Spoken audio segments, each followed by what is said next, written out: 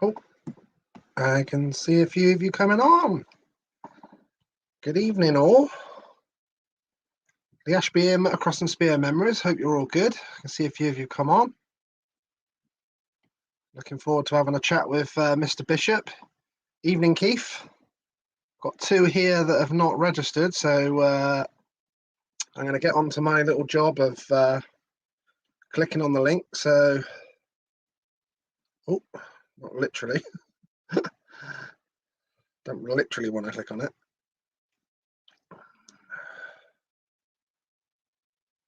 So there, look, if you can see that link at the bottom, it says StreamYard Facebook. You've got to click on that every time before you come in. It's really annoying, I know, but so I'm just going to excuse me, put it in the comments for you to click onto.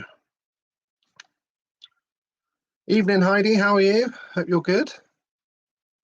Hi, Tina. Not sure who that is, but hopefully they'll click on the link. Hopefully a few of you will. Hi, Gary. I can see you all right. Right, I'm just going to put it in my... I'm going to put it in all the Facebooks. So everyone that's coming through on Facebook can click on the link. Tried another one. Not sure who that is, but evening. Got you, Anthony. How's it going, mate? Don't forget to come back to my next live auction. Oh, right, okay. So Keith said he's only had to do it once and it works every time. So maybe you don't have to do it every time. Just got to do it once to give it permission. Hello, Jill. How's it going? Hope you and Andy are all right. Hi, James. Hi, Terry. How's it going? Terry's got his Lee Adams front fork cover. I think he's just waiting for his race jackets to come through now. I think a few of you that won the race jackets on the auction might see a few of them tonight on the old pictures. I don't know if that's a compliment or not. But I am legitimately going to do another live auction. I wasn't actually joking. So I was going to do, I had a load of stuff to do some competitions with, but I thought I had so much fun on that, I thought I might do it on a live auction instead. Hi, Martin, how's it going? John Crook, how's it going?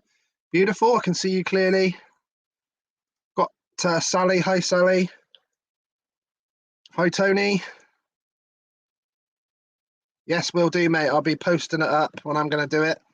Martin McKenna, how's it going? Martin. Not sure who that is, but hopefully they'll click on the link. I'm just going to do one more as well, actually, before I get the man in.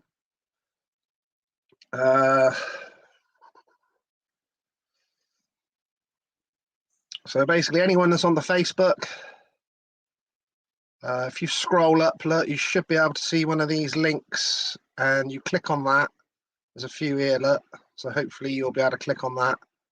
And then I'll be able to see who that is. There's one there, so hopefully they can click on it. And I'm just putting one in my my Facebook page as well. I'm just putting the link in there as well.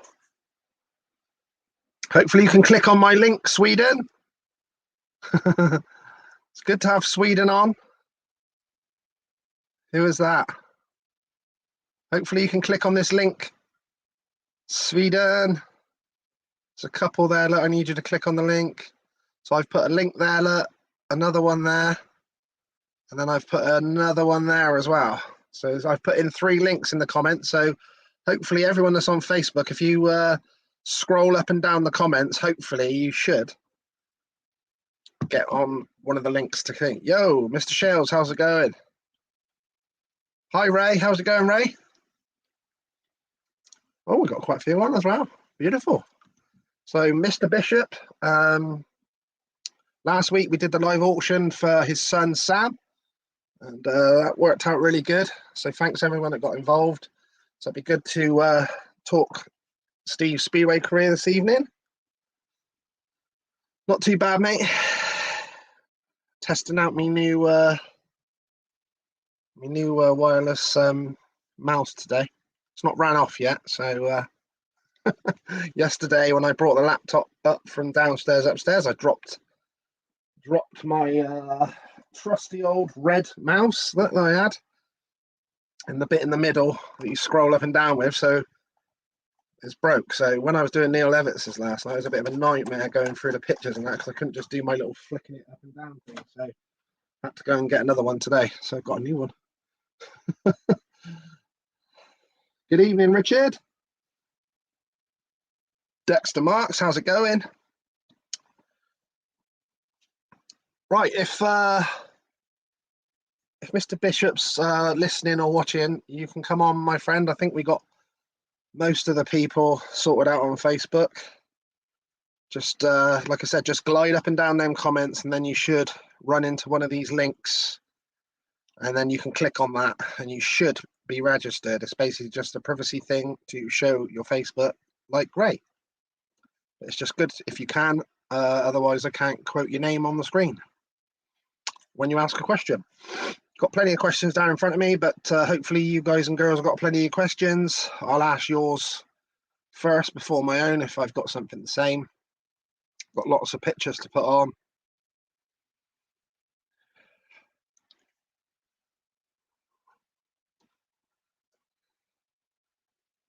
Hi, Carol. I can see you okay as well. Brilliant.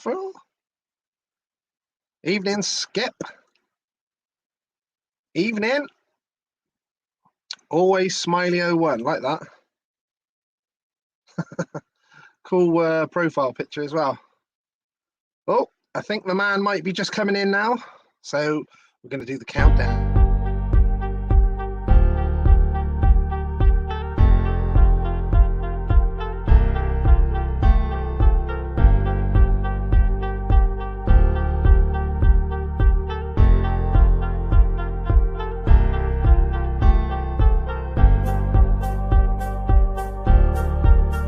Green light on, Steve. Green light's on. The heads go to the side.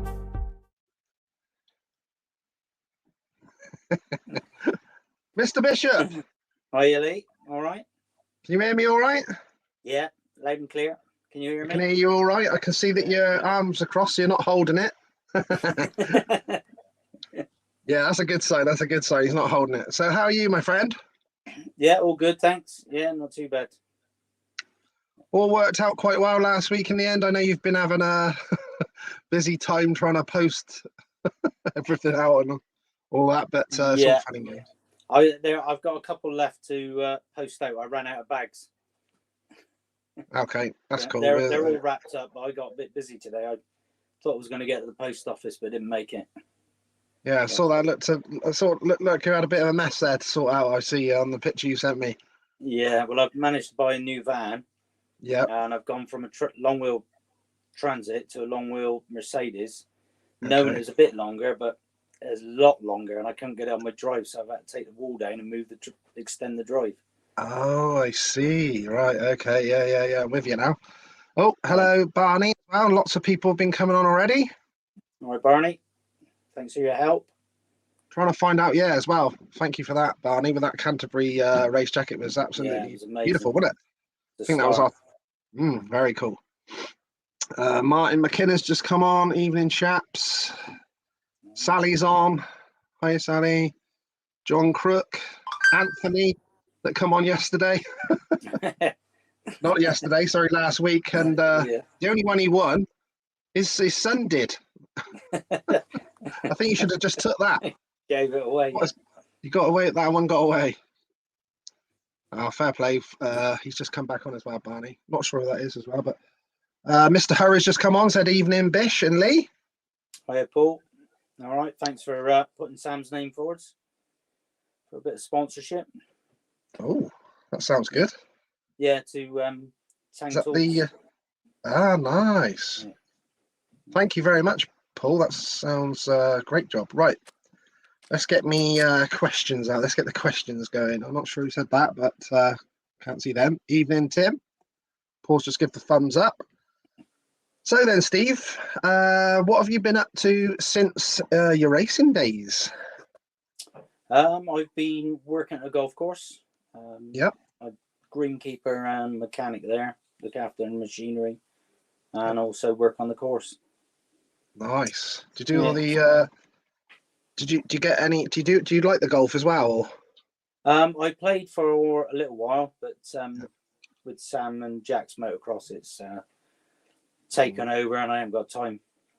Okay, so it's flat out all week on it, is it? And then yeah, I'll probably play about half a dozen times a year. That's it. Yeah.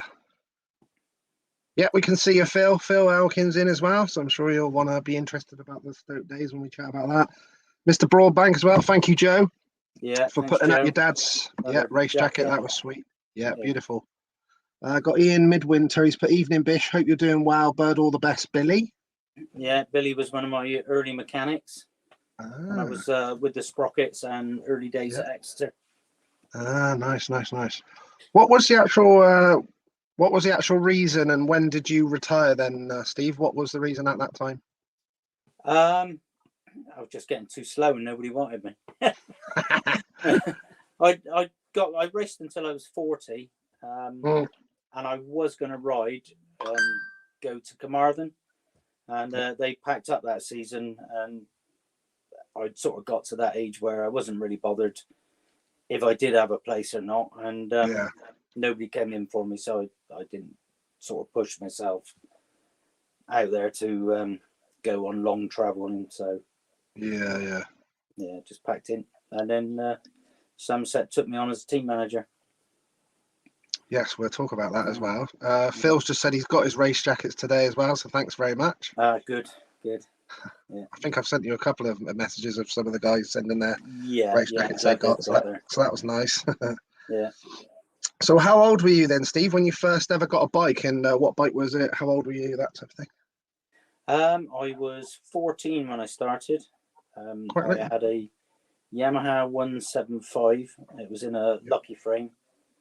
Yeah. And I did about 7 meetings that year, but did quite a bit of practicing, and then sort of got into it properly when I was 15. So what was the sort of first experience at like the proper speedway then? Was it getting out there after the meetings, second halves, that sort of thing? What was? I started down at Weymouth with the Lou Coffin training schools. Yeah. I reckon I was 16 when I got my speedway bike. Yeah. So I used to go down there on a Saturday and a grass track on a Sunday. And then it went from there, and I had some Weymouth second halves.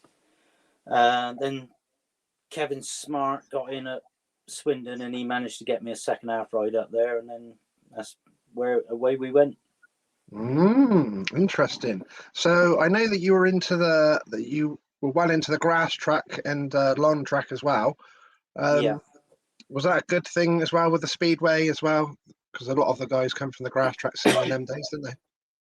Yeah, back in those days there was no schoolboy speedway really. It was all schoolboy grass track, and like Neil was saying last night, that I came through at the same sort of time. There's just a big crop of us come through, and filled up a lot of speedway places. I've actually got some early shots as well, I think, here. Let's have a look. That was an MZ bike that nobody else had. I think it was a Seeger frame. And my neighbour, John Bettis, he was a good mechanic and knew about motorcycles. An engineer, and knew about motorcycles. And he built that bike for us. He turned a road engine into a racing bike on methanol and took all the gears out. Anything that didn't have to be on there, we removed, and it was quite a good bike. I would have been 16 there. 16 years old, like the Great Britain 16. race jacket as well. What helmet was that then? I see it's got AGV. There was AGV, was it? Yeah, open face. Like that, yeah. Everyone did a bit of open face back then, eh? Yeah, loved it. Loved a bit of open face. Keith Collier just come on and said that he watched you at St Austell when I lived down there. Keith Collier. Yeah, that was good fun down there. So was the Sprockets one of the first teams you went into and got involved in, and was it? Yes. I did a few second halves there, and then I got put into the junior team, and then I think that was 81, and then 82 the Sprockets sort of started properly, didn't they?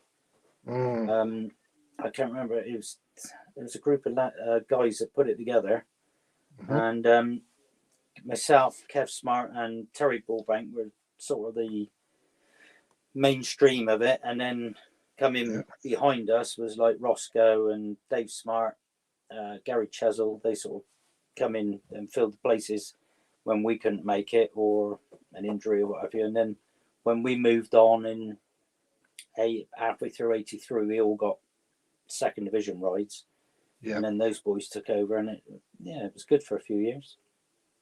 Just putting some pictures up as well of see that from the Sprocket days. Yeah. Looking at that, I see Chesil, Brian Carter, the old spares man as well. He did our local crosses at the time as well. Oh, did he? Yeah, I didn't realise. Yeah, bless him. Yeah, he was a good guy as well. There's another nice one as well in colour, that one. Yeah, that was a full team Sprocket meeting. That was at Mildenhall, the 7-man side, because most of the Sprockets meetings were on a second half meetings with just 3 of us in the team. Yeah. So that was a full 7. That was a full on meeting, at Mildenhall. And then we had one like that as well at Bellevue, which was good. Where did you get those? What were those levers there then? That was ones that, they're really short up my legs. That they were my schoolboy ones. Were they? Nice. Love that. Yeah, they were Sport Tap made them. I had them designed myself. The down the sides is a little bit like what John Louis had. I copied that when I was a youngster. Yeah, I can see that now. Now you said that. Yeah. There's another one that of nice. Satch. Yeah. Chris Hunt. Oh yeah.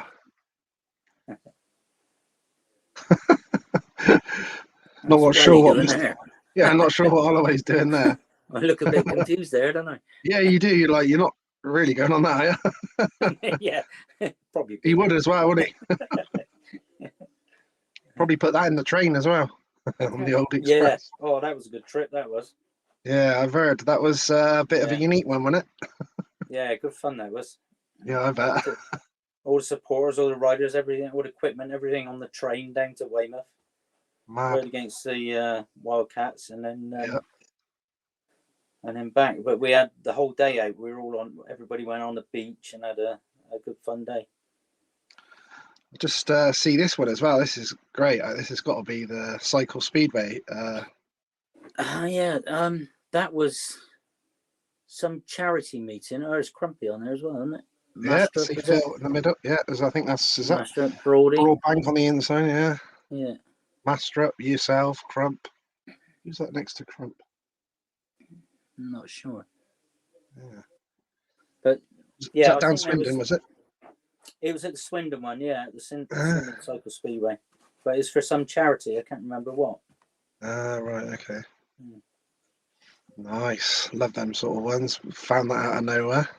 Yeah. That would have been, I don't know what year that was, but I don't think I was a Swindon rider then. But they used to let me go up and have a practice on press day.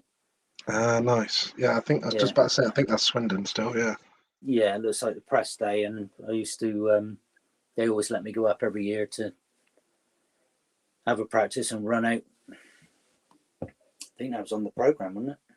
Yeah, I think it was on the programme. And like I said, I only had one picture of my dad in that race jacket. I think it was for 79 or something like that in his last year when he come back from Milton Keynes. And that's why I said to you, I only had that badge of that thing. And I've always liked that emblem. Hence wanted the jacket. So what was that like when you came back to Swindon, obviously later on? Oh, look at that. Oh, yes. That's yours. Oh, yeah. Yes. Apparently you're going to come over at some point, aren't you, to Swindon, and we'll meet up and stuff? Yeah. Take you out. Thank you for what you've done. Let you get and deliver your... Selfies galore. I'll match Barney up. Don't worry. Yeah. That'd be cool. Thank you, mate. So yeah, what was that? Sorry, what was that like when you come back to the Robins? Obviously, later on. What was Yeah, that in like? '99. Yeah, That was good. I like that because I would have liked to have rode proper for the Robins earlier on in my career, yeah, yeah, but it never sort of came about. But going right round, it was like, oh, I've sort of gone full circle and come back to the Robins and actually riding for them before I quit. yeah. Yeah. Had a good team then as well, didn't it? Yes, it wasn't bad. Yeah, it was a good team. I was talking to Glenn Cunningham today. He's going to come on soon as well, so that'll be good. I Yeah, see Ollie Allen there, and I did speak to Neil yeah, Collins a couple of weeks ago as well. So I'm going to get him on as well. yeah. I think Oh he yes, pitched your idea of the the scarf. scarf round, yeah. Yeah, But you had some good times in that, like you said, good meeting, good meetings with them guys. Seaman Stevens, bloody hell, I remember Seaman.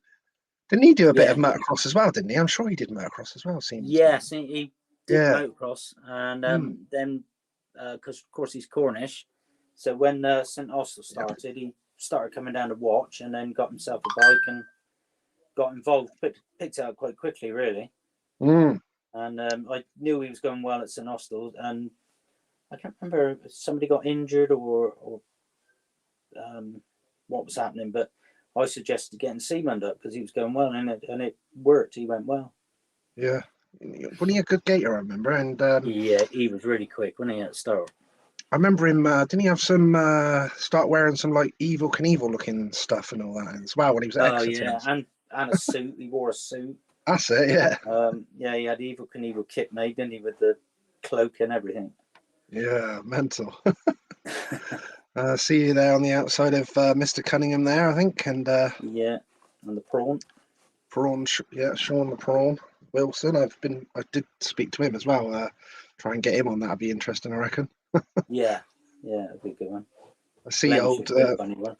Yeah, it should be. Yeah, I was just chatting to Glenn about trying to get him to come to the reunion as well.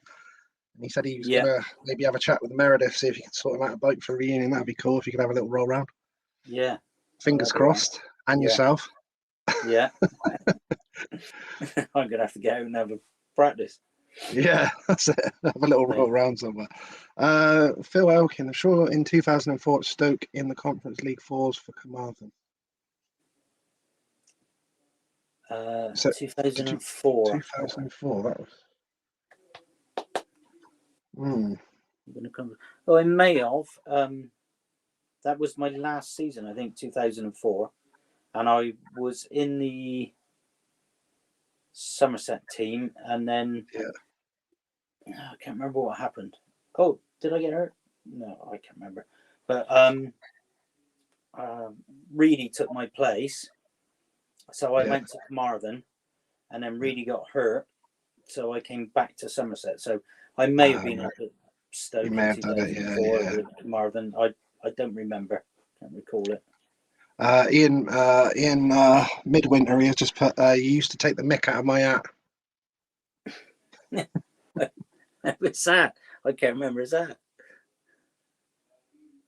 Yeah, what was that then, Ian? You have to come back and let us know. Yeah, we said Barney's just put, I might be going to America to take Steve my race jacket. Ooh. Oh, that'd be cool. Cool. Have you seen how good his place is? Oh my god. Yeah. All that looks stuff. Good, doesn't it? Yeah, it does look good. Proper man. See that. Proper man cave that is. I don't think I'd ever want to leave if it got in there. No, those yellow leathers you were on about earlier. Yep. They had like a checkered black marks all up the arm from there to there. And that was Barney's front wheel. How could that have happened then? How could that have happened, Steve? And, just rubbed right up my arm. And I thought, I'm not moving it, and it just got like all up my arm. Barney wouldn't do that, would he? No. I'm sure he loved the young lads trying to beat him. Oh, he was fair, but he showed us how to ride hard. Yeah, definitely, yeah. You had to He's put no, not me. Mr. Matt Stevens has just put, did you ride with Welly at Somerset? I think he did. Yes, we couldn't to start with because there was some rule in the 3rd division that you could only have one old timer, and then they, after a while, they changed it because they realised that some people weren't even starting Speedway till later on. Yeah, so there you go. I think there's both of you on there. 2001, I think. Yeah. See my buddy there, Gary Phelps, as well. I think that was the year where we weren't allowed to start together. So, right, okay. If I remember rightly, yeah. Is that Jarno Kosonen as well on there? I can see as well. Yeah, he was down there at one time. Right, yeah. On the right, isn't it? Yeah. Jamie Smith as well. I remember him at Swindon as well for a bit. Yeah, the Undertaker. Nice. Yeah. Right, what are they all saying to me here? Right. Colin Richardson's on. How's it going, Colin Richardson? Evening. He's got the nice weather. He's you back in Dubai now, Colin? I know you were out on a big working trip in some places you didn't like, you told me. Mr. Cunningham, if you can understand him, Sean Wilson, that is. Top bloke, though. Love Sean. Who wrote this one? Someone said, remember you scoring like 19 points in your return to the Robins in 99, Bish. Yeah, that's right, yeah. I come in, what was the promoter's name? He managed to get me in on a 3.5 average or something because I hadn't ridden in the 2nd division for about 9 years because I'd stopped for a while and then went did grass track and long track. Grass track, yeah. And I don't know, I'd say a 6.5 average, and he managed to get it down to 3.5. So I'd come in at reserve. Nice. And I had 7 rides and scored about like 18, paid 19 or something. Nice. Yeah. That's the way. Yeah. Love that. What's Phil Alkins just put? How did it come about that you rode for Stoke in '84? I was a Exeter rider and had ridden for Exeter in '83. Then Peter Oakes moved the team up into the 1st division. Yeah. And we spoke about it and said maybe another year in the 2nd division and then move up the following year. So that's what I did. But as it turned out, the Exeter side sort of struggled with riders because I've only done the home meetings. So we always had to find a guest for away. And they seemed to struggle a lot finding riders. And then we had a couple of injuries. So like myself and Kevin Price filled in quite a lot. Yeah. So you ended up sort of almost doubling. Yeah, like a double up. Yeah, as it situation. Is today, Yeah. Some nice pictures there. Phil did send me quite a few of these as well. So thanks to Phil because I was trying to find some from the Stoke days as well. That was good. Good races there. Yeah, I did an interview with Nigel Crabtree. It was good. Yeah, John Hughes made a great atmosphere there for the riders, and the track was amazing. I liked the track. Gone to Exeter, I'm not sure why. Yeah, so you enjoyed that then? Like you said, you enjoyed the track as well. I was just about to ask that. Yeah, I didn't have such a great season. I had a lot of clutch trouble. Did you? Yeah, and then paired with Tom, who's like lightning out the start as well. Always he used to put the handbrake on in the middle of the first turn and scatter everybody. So made it so you can catch up. made it hard work when I got paired with him. But, yeah, I got the gist of it in the end. Just let everybody scatter, wait a second, and then go and follow in rain. Nice. I see. Yeah. I think we had. Did we get 2nd in the league that year? I'm not sure. Phil might know. Jones come into the side later on as well. Oh, did he? Yeah. Someone's put Peter Toogood, and you came in for the injured Gary Phelps. Right. Yeah. Yeah, because I mean, like I said, I think I told you that me and Gary grew up together in Morden. We both lived in the same street in Swindon. That's right. Yeah. When I was doing schoolboy motocross, and he was doing grass track. Yeah. Small world, isn't it? Yeah, it is, mate. Yeah. Yeah. The picture of Bish in the pits at Mildon, that's me, the green overalls. Ah, Yeah, right, yeah, okay. that's right. Yeah, yeah. Who is your best mechanic, Bish? That's Roger Jones's son, and So Roger's he's got, come this is for a me hint, is it? in my later years. Yeah. I'll have It's a to bit say of a, my dad, otherwise they'll all argue. yeah, that's it. Just, yeah, I like that. Just keep out of that Yeah. one. Glenn Cunningham put 19 points for the first meet, and then he put F all after that.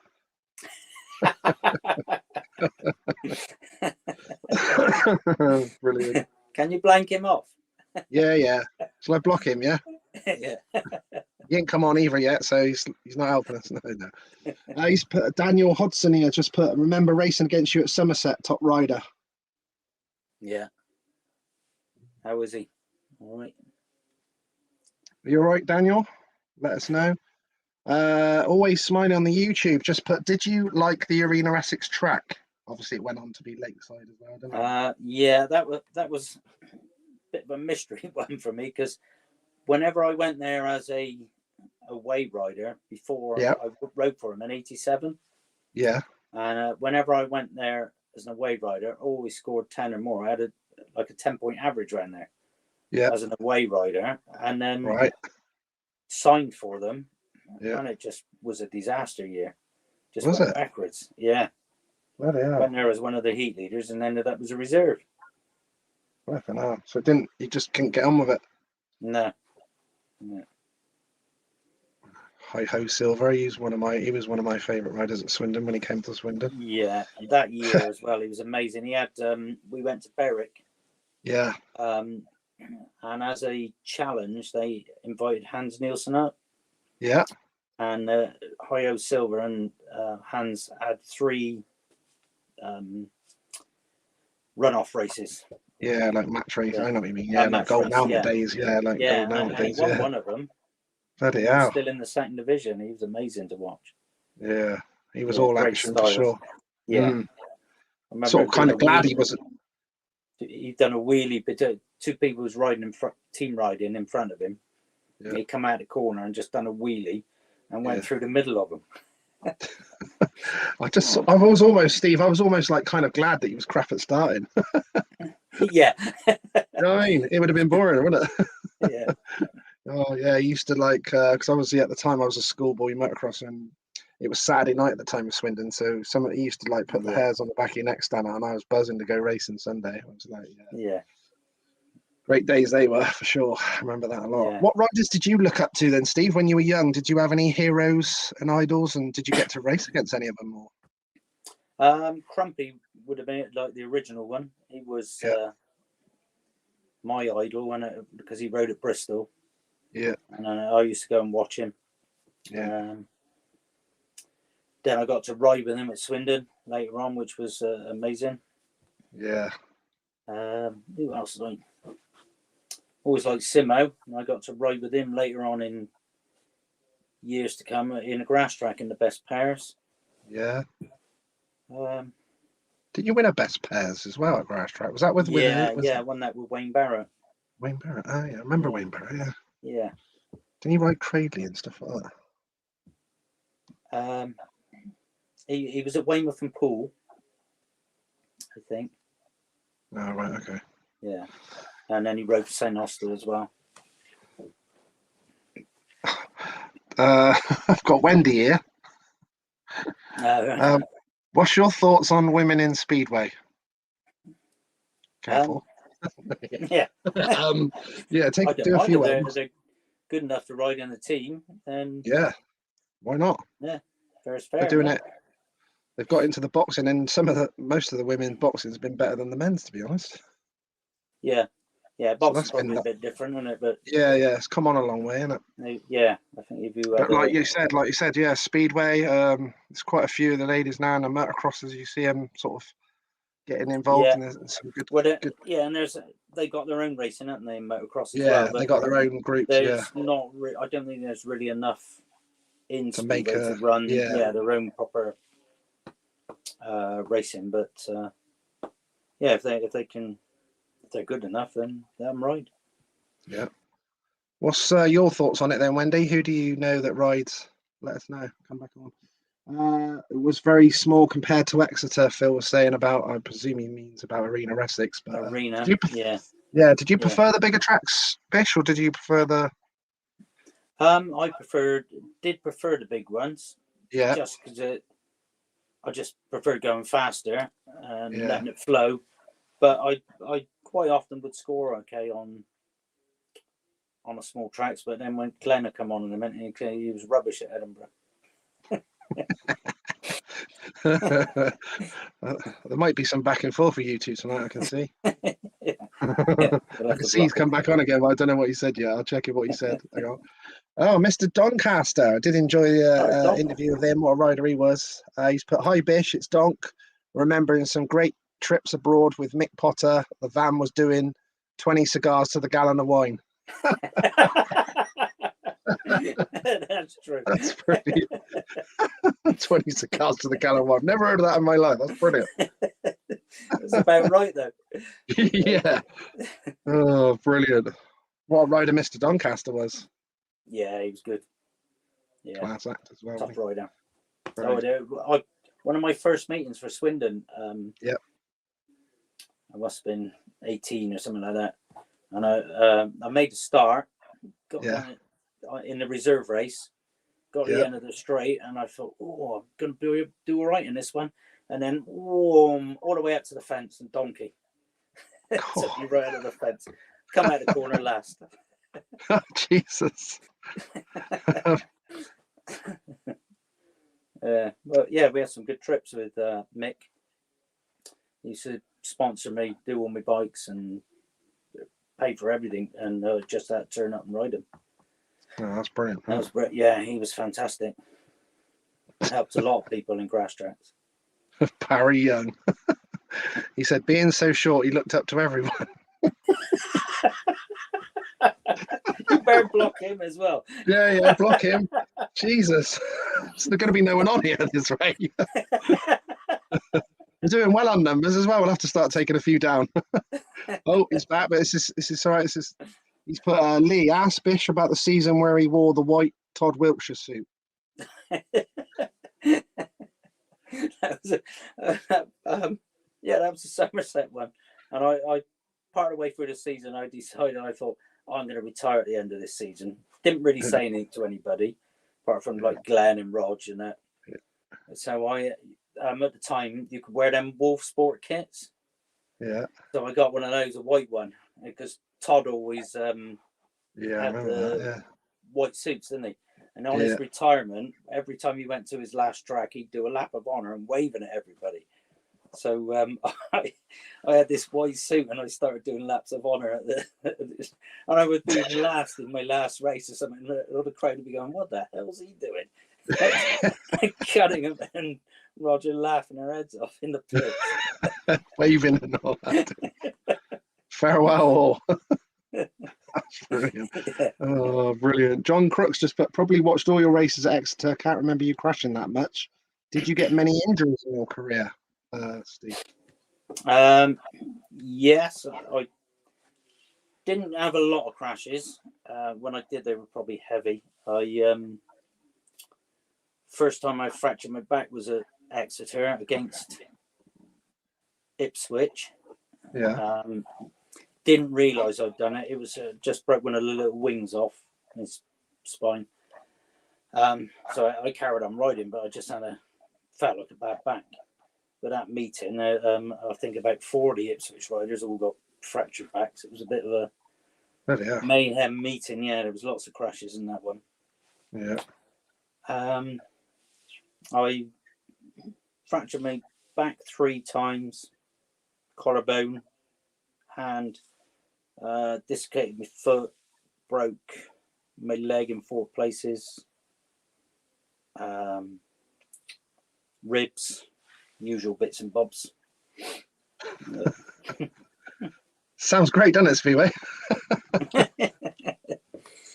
I had a question later on to say, if there's any kids out there who want to get into Speedway, anyway, you've just put them on. that's all part and parcel, though, isn't it? That's the thing. Yeah.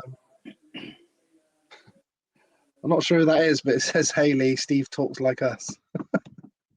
So I'm not sure who that was. A farmer. Yeah. Oh, Mr. Sean Courtney just put "Good evening, men." Hi, Sean. Hi, Sean. Skip's just put, "Who was Steve's engine tuner?" Early days in schoolboys was John Bettis, a neighbour. He just used to help me, and then Nelson Herring, a guy that used an really old junior guy, and he was old when he was doing mine. Did it for a couple of seasons, and he used to do, I can't remember the top, but he used to do a lot of top riders, like in the say 60s and stuff like that. Yeah. Then John Hewlett, Martin Hewlett's father, started doing them. That took me through my first speedway career, because I sort of rode till 1990 and then stopped and did grass track. Yeah. And then Chris Dix did them later on in my second career, from when was that, 97 through to 2004. Yeah. Chris Dix did them. He's a local guy. He actually lives in my village now as well. So, right. But Steve Smith, Hans Murph, he used to do them for Mick Potter. When I rode Mick's bikes, he used to do them. So did you were you into the technicals of all that side of stuff? Did you ever do your own bikes as well, Steve, and stuff like that, or did you? Yeah, I did all the preparations and stuff like that. I was trying to do it when I first started Speedway, the engines as well, but I was doing a engineering apprenticeship. And are you still there, Lee? Because you've frozen out. Oh, just lost you there for a second. Yeah. I think. Hang on, we'll just put 50p back in the Wi-Fi. Right, I think it's going again now. Right, sorry, yeah. Yeah, I forgot a question you asked me. Yeah, what did I just say?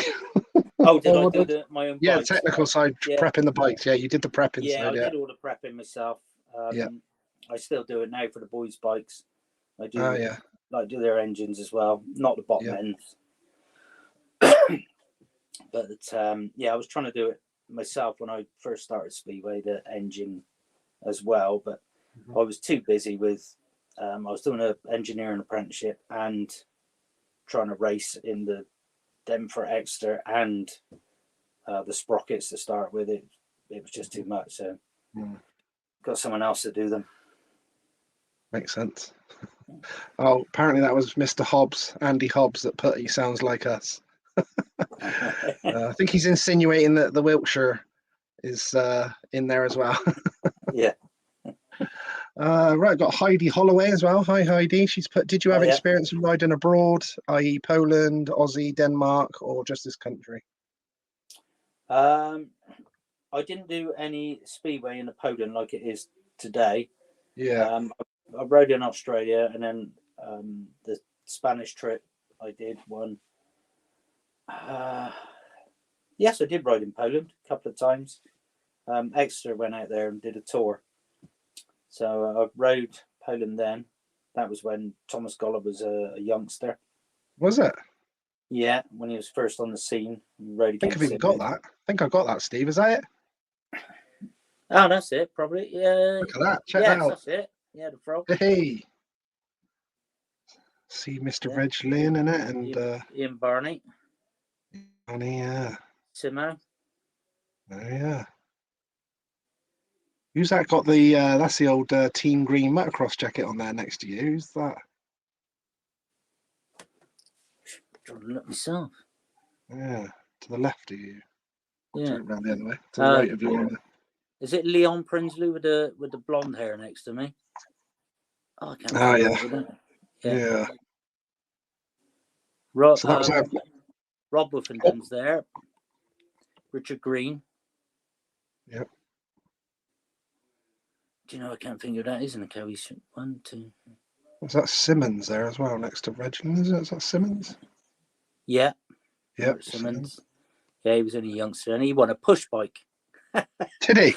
Yeah, on each race, one of the open meeting we done, the winner got. Right. If you won a race, you got a prize. So, Well, so it what was that paid. experience like then, Steve? Because they had big tracks as well, didn't they? Yeah, we went to Big Gosh and Lesno. Nice. We rode against a team event against Lesno, and the first heat, I thought I'd stop. I made the start. I was leading, and they went down straight past me. I thought I broke down. It was so That fast. was it? Come Was it? back in the pits and take out, like, put the smallest sprocket on you could find. Yeah. Yeah, I did all right Massive. after, but it was like, Christ, it was so fast. Yeah, like a motorway, wasn't it? Yeah, and so wide.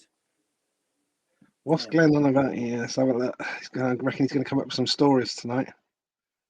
Did you do a meeting in Russia with Exeter when the promoter got shot the night before, so they turned it into a memorial? That is a true story, but I went on that trip. No, it's not. Is that a true story? Yeah. No way. Yeah, Wiggy organised it, I think. And who else? I know Fudgy went, Paul Fudge. Yeah. Wiggy. Well, it would have been the extra team, I guess, then. The Ram scheme was probably there. I'm not sure. Jesus Christ. Yeah, it's true. It was like on the wind up. in the Russian mafia or whatever they call it. Jesus Christ. Oh, no. Yeah, I did do that. I rode a lot of grass tracks and long tracks. Not a lot of long tracks, but rode a long track and grass track abroad. Could you didn't you get into the world final of the world long track, and was it a European championship as well on the grass track? Yeah, I made world final in '95 at Sheasel. Yep. I forget where the European was that final. like? That was the same year. I can't remember where that was. Holland somewhere. Stole that off your Facebook cover. Yeah, yeah. Glenn say that's the only time he was clean. Looks like beat Wiggy out of the inside, didn't you? There. Yeah, no, that's Annie Van der Helm, that is. Yeah. But I didn't get a bad start, but I'd never ridden this place before, and it was so heavy, the dirt, that I think it was who's that in the green?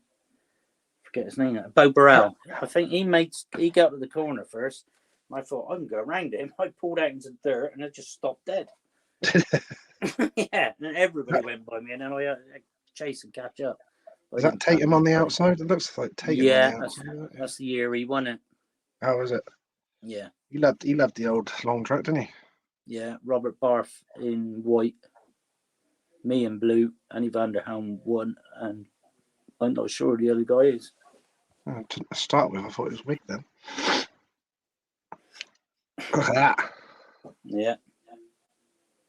That was in Slipstream there. Pardon? Slipstream there. Yeah. Get down, otherwise it takes your head off. Yeah, proper straights. Love it, don't they? Yeah. You wouldn't always enjoy the grass track in Steve, you're always good at the grass track as well. Yeah, I did enjoy it. When you had a good track, it was amazing because it just the bike drives and it pulls you and you're just flying around. It's amazing feeling the speed in that. Yeah. When you get a little rough one, it's a bit not so much fun, but tracks abroad were good. Got what was this one from? There we go. Talking about Glenn. Look down there. A few of the boys. That's what was meetings that now? I don't know. That's got to be like some sort of. Well, there's obviously something for a sponsor or something, isn't it? Could have been anything, couldn't it? What's that? Frank Smart next to you, isn't it? Is that Kosonen as well at the back? Yeah. Neil Street. Nothing out Neil Street. Steve Masters, Charlie Jeter, Glenn, and I think that's Steve Camden. I think he's. It is. I see Steve at the motocrosses, boy rides. Oh dear. Because I haven't seen him for ages, and apparently he's like some sort of like second cousin to me or something. Apparently. Oh right. He was related to my dad in some way. Apparently, I didn't know that at the time, but yeah. What was that, Glenn? Do you know? Yeah, I don't know what that must have been some open meeting, and we got a few of us drafted in, isn't it? Yeah. To make up a team, probably half Swindon against another half Swindon. Yeah, he said about that Van der Helm, not Wig. Barry Young's just put, did you know your way around all the British tracks, or did you just follow everyone else? He's coming I had to out with follow one of them because I today. didn't know which way they went, Baz. That's classic. That's why I was crap at the start. I didn't know where I was going at the first turn. Yeah, so that's another block, Steve. Oh, brilliant. Gordon Meekins, evening, boys. Bish, you did ride Speedway abroad in the deepest West Wales of Carmarthen. Yeah. Far, far away. Yeah. We'll be doing that in Monster Mountain. Feel like roughing the flipping. Yeah, that's only halfway there, isn't it? Yeah, that's a long way, isn't it? That Carmarthen, Jesus. Yeah. Who was it who just wrote that? William Budd. What a stud muffin. I work with Will. Glenn just said as well, he said, where was that gone? Just lost it. Where's it gone? I just had a big thing saying, hold on, give us a second. Here we go. Little story. Years ago, I had one winter when I went and worked with Bish and his dad, Cliff, in their gardening landscape business. It was probably the best winter I ever had, even better than going off to Aussie or New Zealand racing. So funny. We had a blast. Sounds like there's a lot of banter was going on there. yeah, it was fun. I bet. Total laugh the whole winter. Kept him fit. He was getting him fitter was for the following season. Yeah. That meeting we weren't sure of. He has no idea what a meeting that was. Too many beers, I reckon. Lionel wouldn't know. Who's these? Here we go. That's a young one. Yeah, that's Martin White and Andy Sell. Oh, Andy Sow. Yeah, I remember Andy Sow. Yeah. I don't know where we would have been. Oh, it must have been a grass track. I was just about to ask that. Yeah. When I first came back to the grass tracks, I think. What would that, 92? I think I just spotted this one. I saw Andy yesterday. Oh, did you? Yeah, he's going to. He's got a company race bolt. They're called. Oh yeah. Yeah, and they're going to sponsor Sam to set his suspension up. Oh, awesome. Yeah. That's good then, isn't it? Yeah, when he gets a new bike, it's good news. Good news. Getting that sorted. That's that in that race jacket. Is that the one that you was on about with the Swindon? That's right. Yeah. Nice. So you've got some pictures on here I've never seen. Ah, good. I like that. Means I've dug deep enough. You have, haven't you? What else you going to dig up? I do try. It's one of my favourite parts of that, Steve, as well, is digging up all your pictures and stuff. I love all that. Yeah, with the creaky so yes, yeah. So what did you make of the doing the team managing and on the other side of the fence? How different was that? How did you enjoy it? Was there hassles involved that you didn't realise? What was it like? Yeah, I did enjoy it. Yeah. When did I last season I rode was 90, and then it went 2004, and then I didn't go to Speedway. I went up to watch one meeting at Swindon, and Mike Golding was there, and I was sat on the bank chatting with him. And the following year, when he took over at Somerset, he invited me to be the team manager. I thought, I don't know, I thought, would I like to do it? So, I went for it, and I really enjoyed it. It was the excitement without the dangers. Yeah. I had camaraderie with the boys, and tried to make it fun, get everyone gelled, worked on that side of it, and got everybody working together. The behind the scenes is hard work. When I did it for Mike, he did everything from behind the scenes, and I Yeah. was just manager on the night. And then he left, and what happened? But I think it was just like Debbie and I and Gary came in to help, and we were sort of one point, oh, crikey, how do we manage this? And trying to find riders, Yeah. For guest bookings and things like that, with all the rules Yeah, and regulations, and Yeah. at last minute trying to get people in. Yeah. And you'd be on the phone constant for hours trying to get somebody in, and then you get to a meeting and we go, "What do you get in for? What's this?" And didn't have no choice. That's what you ended up with sometimes.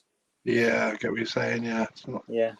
Sometimes that be ran as it's such, isn't it? And Yes. Yeah. And if they get Yeah. injured riding for someone else the day yeah, before, you don't got much time to sort it out.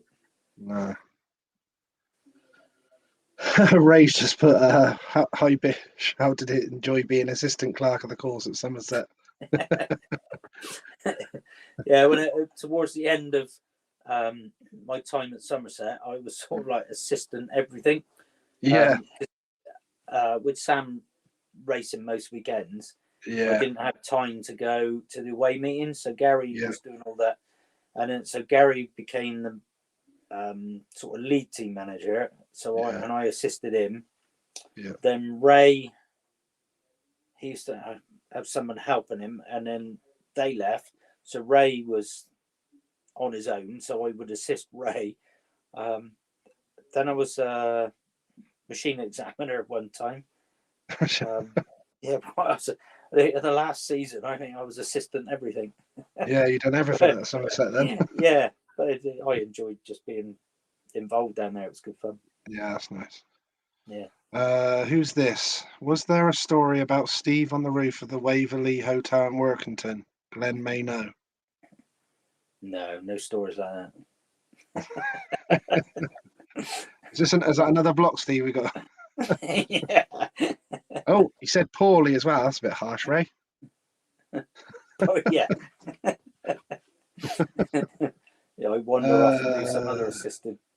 Not sure who's wrote this, but never got to race Bish much, but always knew of his class and popularity. Whoa, he looks like Bruce Pennell's good-looking brother, Man Crush Bells. Who's that? I need to know who that is. The Cornish Bruce Pennell, like that. What's Mr. Phelps saying here? Ladies and gentlemen, Mr. Steve Bishop, simply the best. Ask him if he ever did get a battered sausage.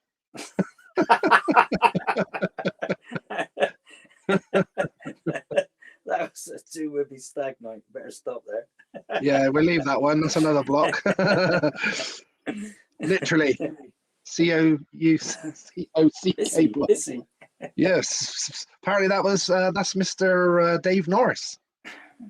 Oh, right. Yeah. Floppy. Legend Floppy. Hope you're good, my Yeah. friend. Glenn's just put, I'm sworn to secrecy on the Waverley. There's a lot of secrecy going on here.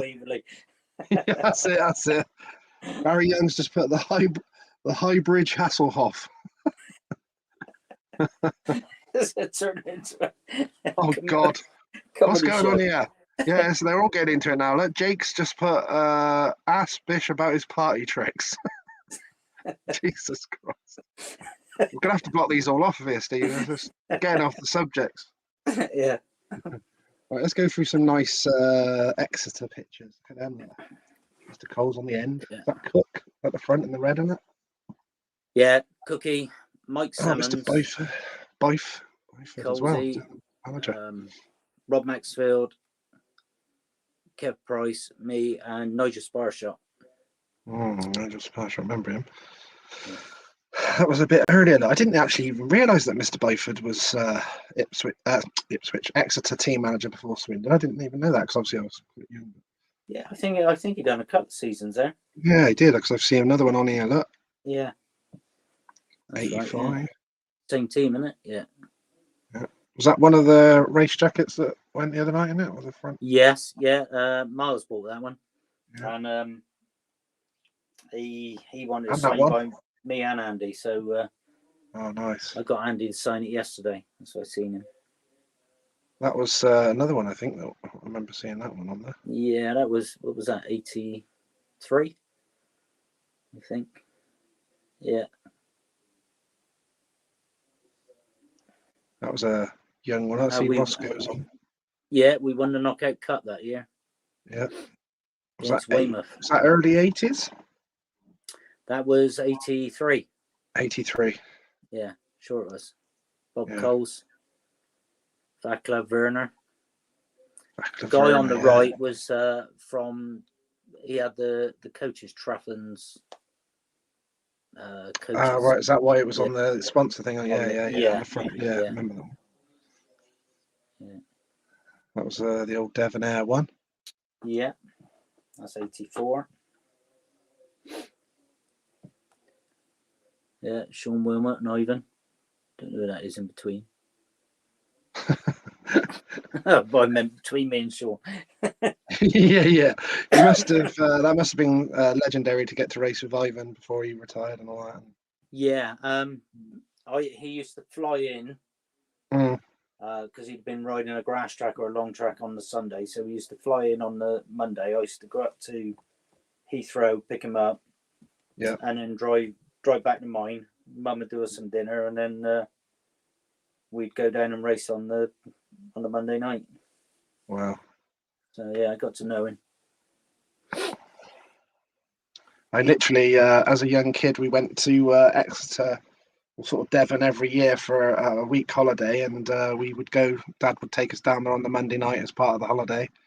Yeah, we used to love going down there. It was great. Did he like the track? Who's that? Your dad? Did your dad like the track? Sorry, yeah, my dad. He broke his collarbone there. He told me as well, but. Right. I know my Uncle Martin went really well there. I think it was the same thing you said earlier, where they couldn't have, I think they had like Barry Briggs, Kilby, him and all that at Swindon, and he had to go somewhere else and he didn't want to go.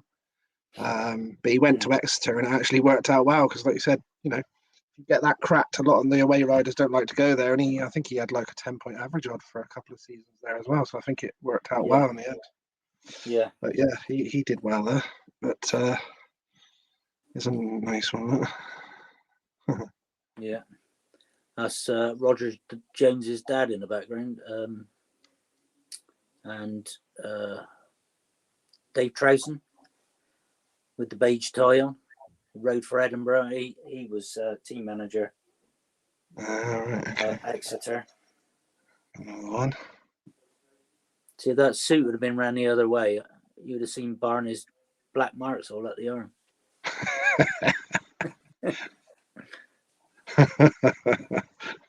You're absolute thug, Barney.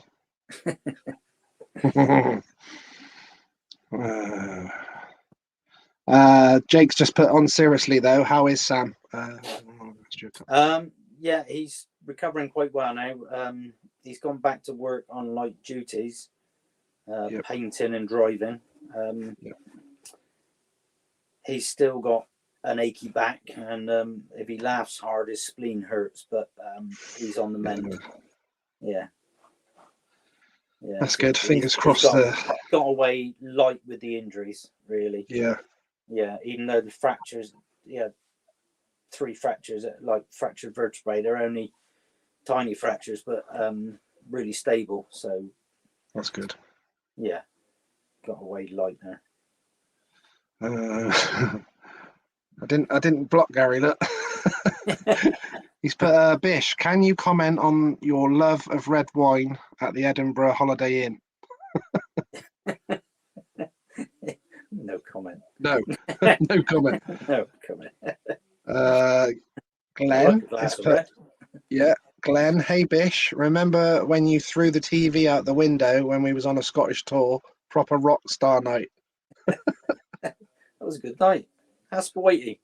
There you go. Look, so he just said that was obviously this Edinburgh Holiday Inn thing, was it? Oh dear. Craig Dixon's just come on as well. Same as you, Lee Ashby. My mum and dad took myself, my brother, and my sister on holiday to Devon most years, and always went to the county ground on the Monday evening, or if it was a bank holiday on the Monday morning. I do miss that track a lot, Craig Dixon. Yeah, so let's go back to that actually, because a couple of people were asking me about it. I think Craig did that as well. He said also, what's Bish's thoughts on the sad closures of Swindon and Exeter, obviously two former clubs of yourself as well? Yeah, I think if I've ridden at a track, it's probably a bad omen because most of them are shut. Yeah, someone's mentioned Somerset obviously as well. What's the thoughts? Carmarthen and Stoke. Jesus, Long Eaton. Jesus Christ. Oh dear. Yeah, it's a shame. Yeah, so it's obviously sad, isn't it? Yeah. Yeah, when I in the 80s, there was like 20 odd teams in each division, I think, but you've not got that anymore, and there aren't the riders to fill it either, is there? I suppose if it was more popular and lots more tracks, then there'd be a lot more riders probably. But yeah, it's a shame. Seems to be. I don't know if it's starting to pick up because a lot of the Grand Prix stars have come back this year, haven't they? Yeah, it looks a lot better this year. I know we've lost 2 tracks, and Birmingham have gone up, and obviously Oxford have gone for all 3. Yeah, that's mad, isn't it? Yeah. We've got another comment. On your record as well is obviously St Austell as well, and Arena Essex. It's all right though. Paul's still going, so you've got one still going. It's all right. Yeah, that's only because I did half a season there. Yeah. If you'd have done a full season, they'd be finished. Yeah, it'd be gone. Did you ride at Peterborough too? No, they wanted me to. Mark's just put here, first went to Exeter while on holiday in 1975 over major days. Yeah, thanks Mark for your Sam's donation. Yeah, thank you, Mark. Yeah, appreciate that. That was good. Same night as the wine bish. Blood of virgins, yeah. Phelpsy. He's still So talking about while we're on the pool. Let's get rid of them. Yeah, I know. They always got a story. It gets exaggerated, and yeah, of course it does. I prefer the version they come up with. Yeah, yeah. It always sounds better. It sounds better. Yeah. Yeah. Or worse. Yeah. So what was when you were down at Poole? So did you say you did about half a season there? Yes, and then I got food poisoning, and I can't remember. Is it E. coli or something like that? A bad one.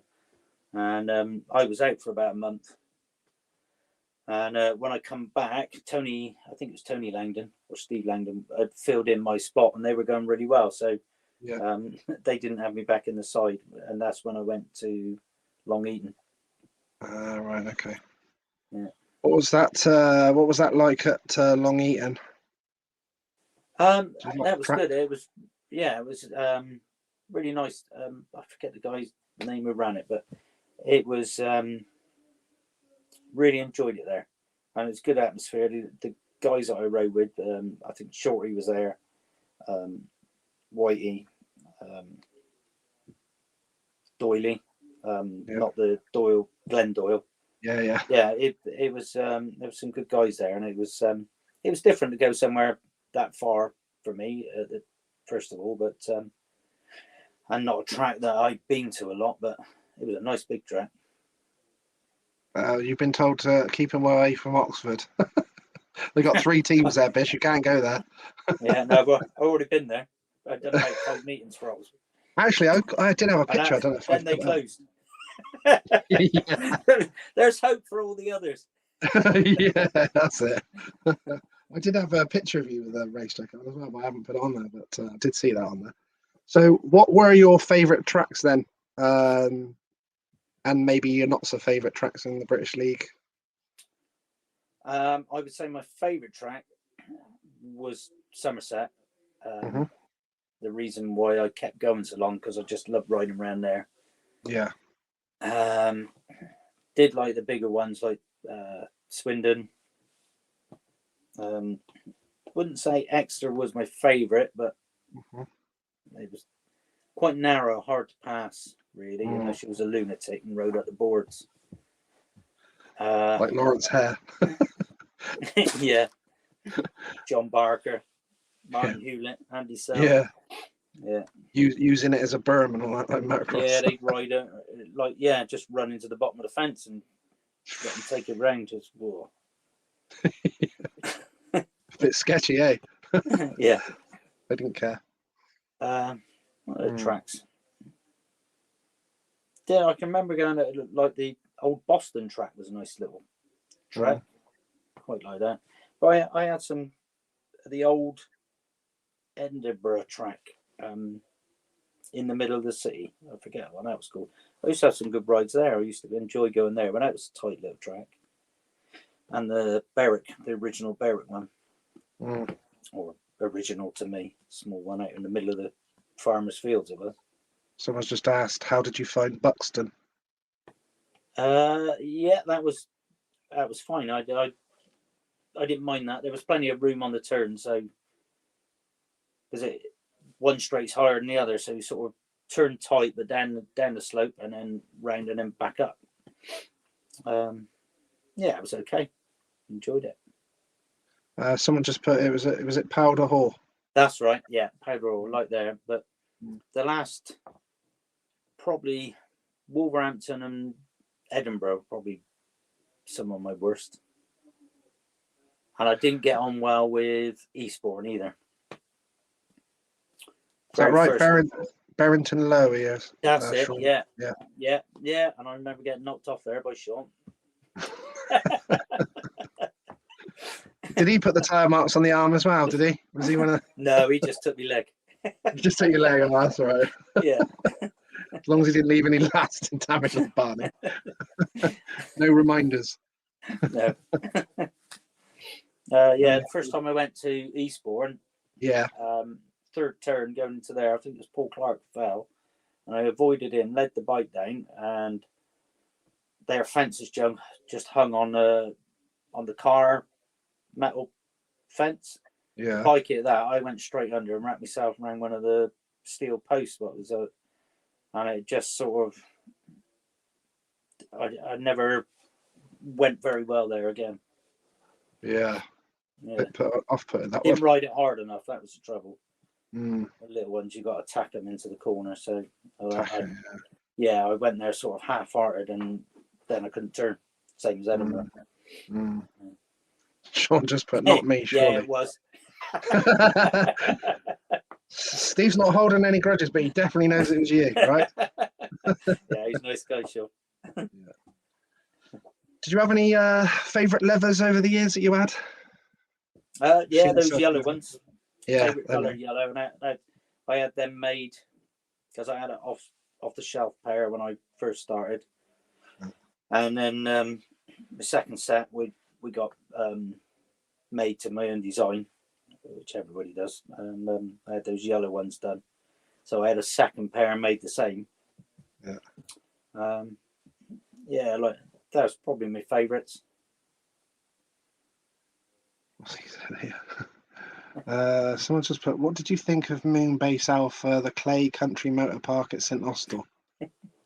Yeah, that was a amazing place Very to unique. drive into. Did you ever go there? No, I actually didn't. No, so I've seen it obviously on TV and all that. But you said to me, didn't you, on the private that it was like you drove all the way down into it like a quarry, wasn't it? And that's right. Yeah, down the big quarry, like where the diggers had dug out a road for the dumpers to get all the way down. So you sort of went down on those, down into the moonscape, and it made an amazing atmosphere because it was just high walls all the way around. Yeah, so it sort of kept in the sort of the atmosphere of the people there. I think there used to be about 3,000 go there to start with, but it sounded like 30,000. Yeah, I bet. Yeah. But that was great times then, wasn't it? At that time when it was like everyone was getting in there, cramming in there. Yeah, it was good atmosphere, and I was the number one there as well, and so it was. I really enjoyed it. It was good fun. And the Nears helped me out a lot there to start with. Well, not to start with, all the way through, really. See, a very young Chris Harris was there as well, wasn't he? Yeah, he was the mascot the first year, and then he came into the side when he was 15. Jason Prynne, Wayne Barrett, Simon, Skippy. Adrian Newman, that is. I forget the other guy's name. No, lost it. Oh, they wrote in the corner, isn't it? Oh, that was the Conference League Championship. Was that at St Austell, was it? Yeah, it was supposed to have been at Mildenhall, and it got rained off, and nobody else could restage it apart from Somerset. So St Austell, so they ran it, and won that. Andrew Appleton was second. Yeah. Seaman got third. He's very good on the grass as well, isn't he, Appleton? Yeah, very good. He specialises in that a bit more. Yeah, and he makes the bikes, doesn't he? I actually had who came and rode the reunion last year? Glenn Phillips. So I know he did quite a bit of the grass, right? Yeah, he came and raced the reunion last year at Whiteway Barton in Devon. Yeah, so Newton Abbott. Yeah, he came and raced, so he does a bit of the motocross. Yeah, we see him at motocross, and he's friends with Barry, who keeps putting comments on there. Barry Young. Banter. Yeah, I rode with Glenn at Somerset. I think it was first season, first or second season. Yeah. I was going to say I only ran the one bike, and so if I ever broke down, I used to use one of Glenn's. Oh, good. Yeah. Glenn had some good bikes, didn't he? Yeah, his dad used to do them. Yeah. Ape. And they were good. Yeah. Set out a bit long for me because he's a long lad, isn't he? But, is that what you call it? Sorry, Skip's just put here. Did Steve keep any bikes or equipment from you? No, I kept them probably for about a season in case somebody did phone up. And I did say to Somerset, if they needed somebody, I'll come back and ride for them, just to fill in. But by the end of that season, I hadn't ridden, and so I got rid of it all then. So it was just gathering dust and gradually disappearing to the back of the garage. Yeah, like it does. Yeah. So you enjoyed riding for the Red Bulls as well. So you've done literally every job at the Red Bulls, from rider to manager to assistant clerk to machine examiner. Yeah, did everything there. Sweat and pits. Yeah. Rode around the track before it was ever made. Did you? Yeah, I went down to see it before it was started. Met Bill and Francis, Debbie. Yeah. And then went back when they started to dig it out, and I think it was me and Andy Sell had a blast round on the. There wasn't a track. There was piles of dirt, and we were on swerving and out of the dirt. Yeah, no helmets on, totally flipping out. Yeah. Well, at least you got the first go. So is that track gone now, or what's the latest on that? Is like the venue completely gone? I haven't seen it, but I see Ray probably once a year, and we've seen him at Christmas, and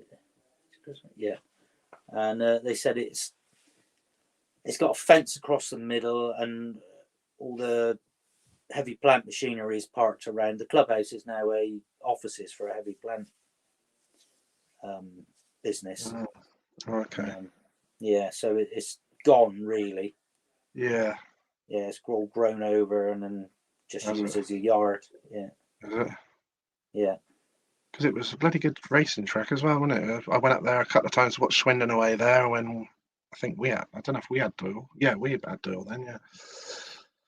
We went there a couple of times, but it's a shame, isn't it? Yeah, it's one of those tracks that even the third division racing was exciting because everybody could ride it at all levels. Yeah. So sometimes you go to Buxton, some of the beginner lads couldn't ride there because it was tight. Yeah. Everybody could ride Somerset. So from when you had like Doyley there, first division to the third division, it was always good racing there. Yeah, because everyone could get on it and enjoy the racing, and go for it. Yeah, it's a shame, isn't it? It's definitely a big miss, that one. Well, they're all a big miss, but that was some flipping good racing. That there, what Glenn got that simply of the best. That's Oh yeah, yeah, Mario Giroux, because I used to play simply the best when I won a race, yeah, yeah. and Gina. Mario couldn't say simply the best. He was simply of the best. Simply of the best. Bissy, simply of the best. Love it.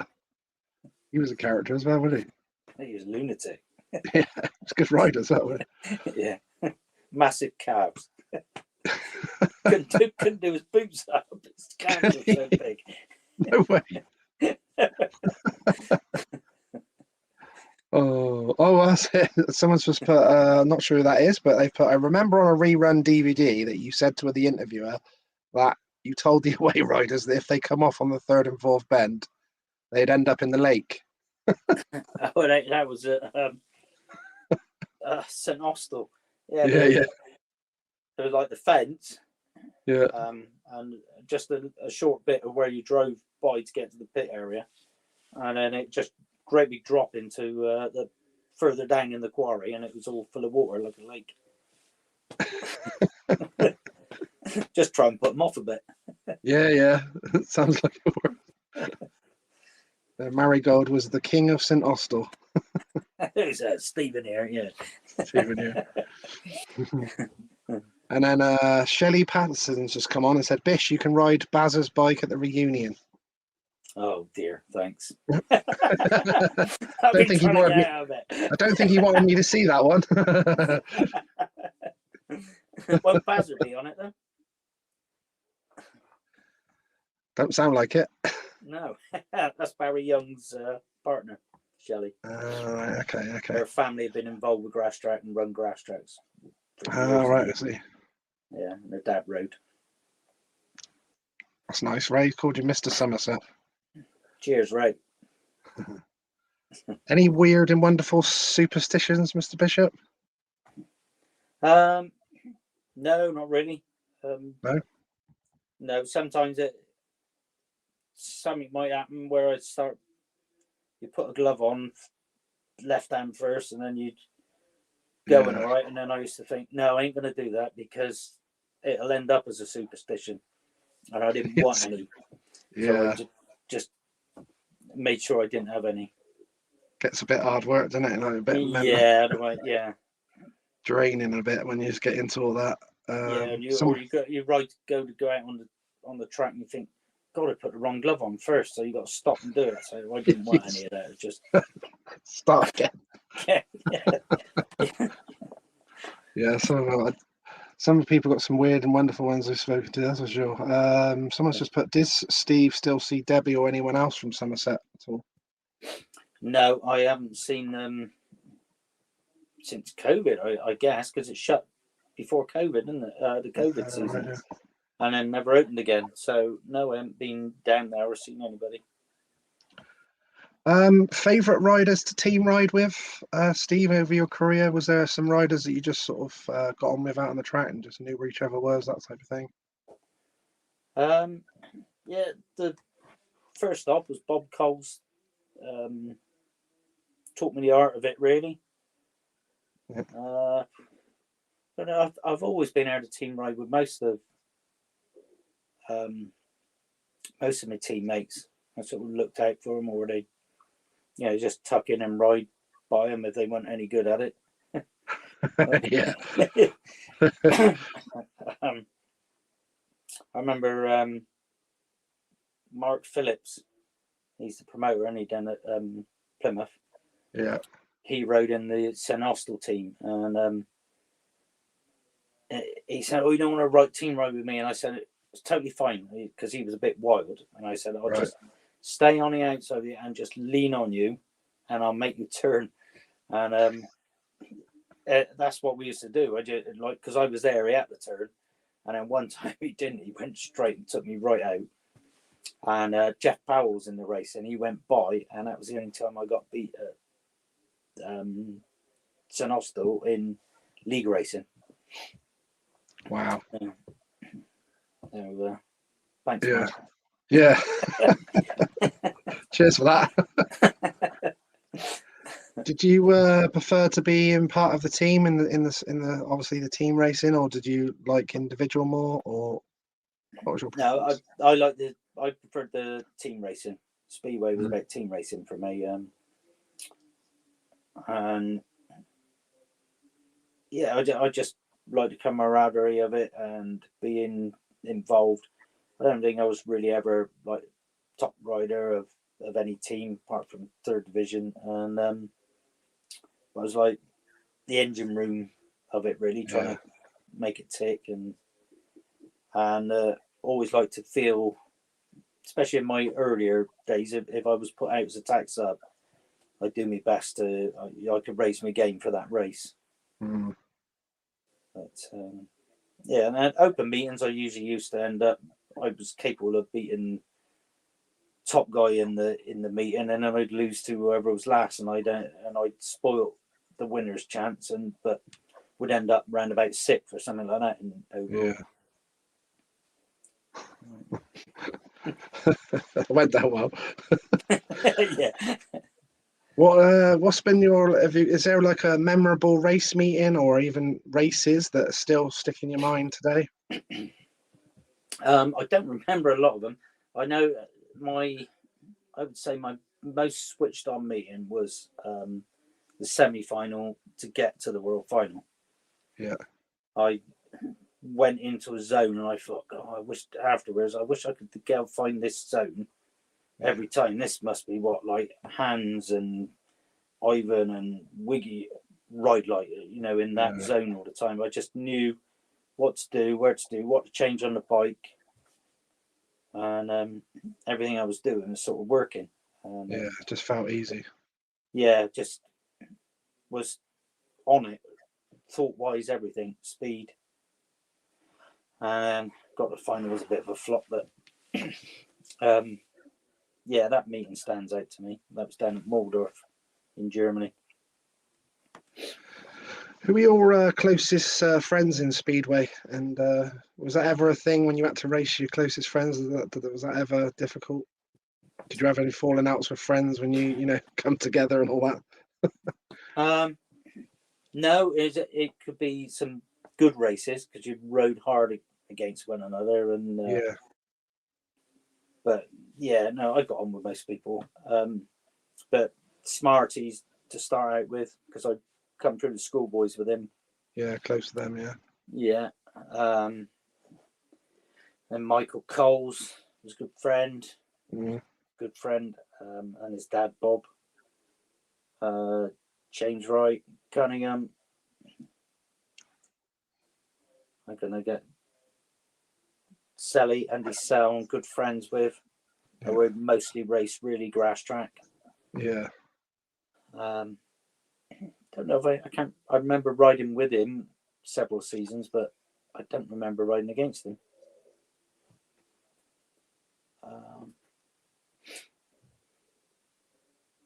Can't think of any of this. It's all gone. Was there any teams that you nearly signed for in your career that didn't quite happen, or? I nearly went to Peterborough instead of Arena. Yeah. And on hindsight, I wish I'd gone to Peterborough, not Arena, but yeah. But I was coming from Exeter fast track. Yeah. And thought going to a smaller one would benefit. Yeah. Get more experience on small ones. No, it seemed like if I rode a fast track, I was okay on small away ones, but to ride a small one all the time just sort of gradually deflated me, and it didn't work out. No, that was everyone else was sort of just where I was going is what happened. Is there any funny stories you can tell us? I'm sure. There's a few. There's a few online that going. I can.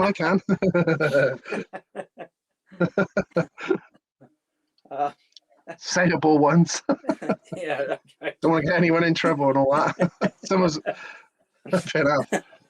Yeah, no, okay. John Davis just says them. Oh, hello. you lost Mr. Bishop there. Oh, yeah. What happened there? I don't know. You went blank on my screen. Yeah. This is kind of that's weird. We're all good. We're all good. Oh, I knew there would be a comment when I said that. Phelps has just put, where do we begin? Yes. I told you they were waiting for that question, weren't they? Maybe you should. No, maybe you should. Oh, actually, maybe you shouldn't start off with the funny stories, guys. You've tried to get a few in already, but that was all no comment ones. I tried, yeah. Have you had any of those ones? Have you had any of those ones where people get left out of the van when they've gone to the toilet? I've had some classic ones. Yeah, there's been some classic ones of all sorts of stuff. People changing seats as they're driving down the motorway. Oh yeah, So we've done all that. You've done all that. That's a standard one, isn't it? Yeah. Don't waste any time. one of them. I'm sure it was me and Glenn, and Billy was mechanicking for Glenn, I think. We were driving up the motorway and opened the side door and threatened to throw one of the engines out. And Billy was having a head fit when he was driving. He couldn't do anything about it. So he pulled over and told us off. We weren't going to throw it out. It was too expensive. But yeah, but he definitely got pulled into that one. Oh, another one. I was with Roscoe and we were coming back. Must have been one of the London tracks. And we stopped in the motorway services. Yeah. I don't know why. His mechanic ended up with nothing on. And then we drove off and he chased after us. And Roscoe had one of those Volkswagens with the step on the back. So he's hanging on the back of a van. No Nothing. Jesus Going Christ. down the motorway. Stop that. Jesus Christ. I could name him. I don't know whether I should. Yeah. Glenn Cunningham, we'll warm up. Ray's just said, what about fishing in Martin Cox's indoor fish pond? Yeah. That was a night out. Yeah, but these are getting round to drunken ones. Yeah, that becomes the unprintable ones, isn't it? Yeah. Martin, he's got I've never seen it before, a fish pond indoors. Not a fish tank, fish pond. Okay. It's like a conservatory or something then, is it? Or what? No, it was in his living room. What? So me and Righty were in there doing a bit of fishing. Oh, Jesus. We weren't using fishing rods. Oh, God. All right, I get it now. All right, okay. So there's a few helicopters in there. Get the tide going, or a wave machine and all. Oh dear. Oh, so it's Barry Young's just said plenty of stories travelling with Simon Walker and Catman would raise a few eyebrows. I'm sure they would. I thought of all those, but there's not one I can Yeah, he's like, no. I bet he was going through his mind going, no, can't do that one. No, can't do that one either. Little worms, Ray said. Yeah. I used to travel with Simon to the when he was in the team at Somerset. So he used to come and pick me up. I got a ban from driving, and and it turned out to be a real fun season. Yeah, sounds it. Yeah, he's a great guy, Simon. Well, you know him, don't you? Yeah. He raced with motocross when they were young kids with my brother, and and then he went over to America and stuff and was riding motocross a bit. And who was did you have any favorite team managers that you rode for in a team? Who were the team managers that you got on with?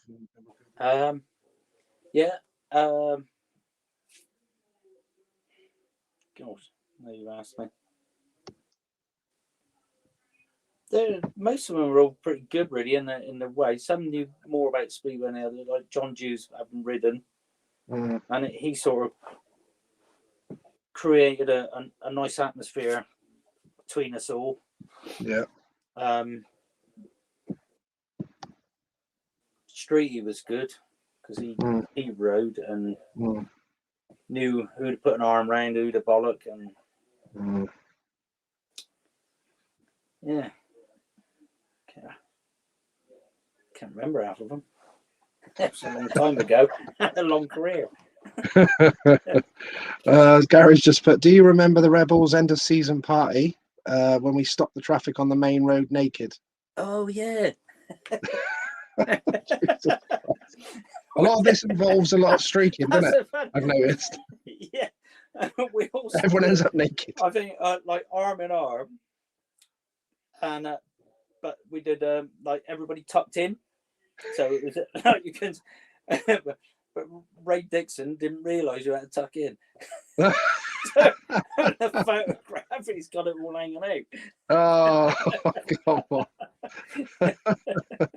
Oh, yeah, the old friend, the woman front looking thing. Yeah. Don't bend round, don't turn around.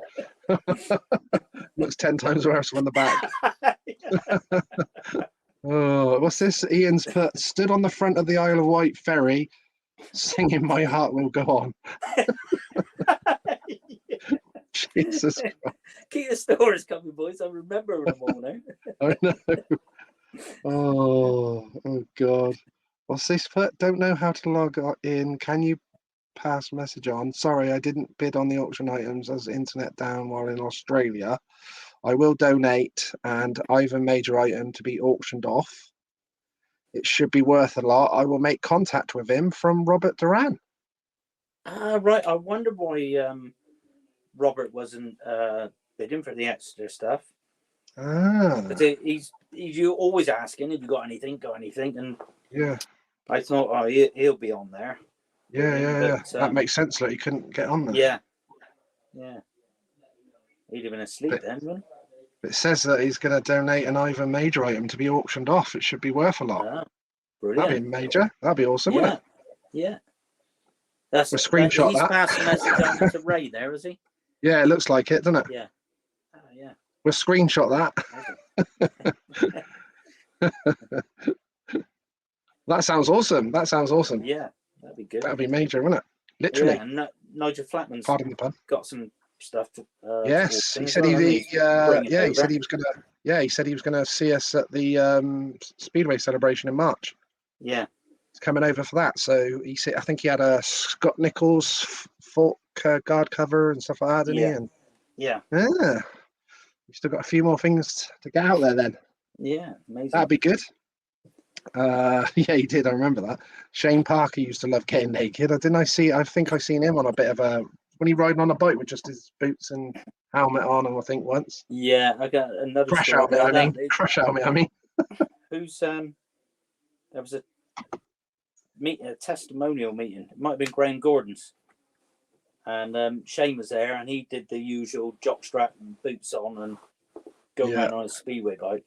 And it's the same time as when I had fractured back, and Michael Coles had a fractured back at the same time.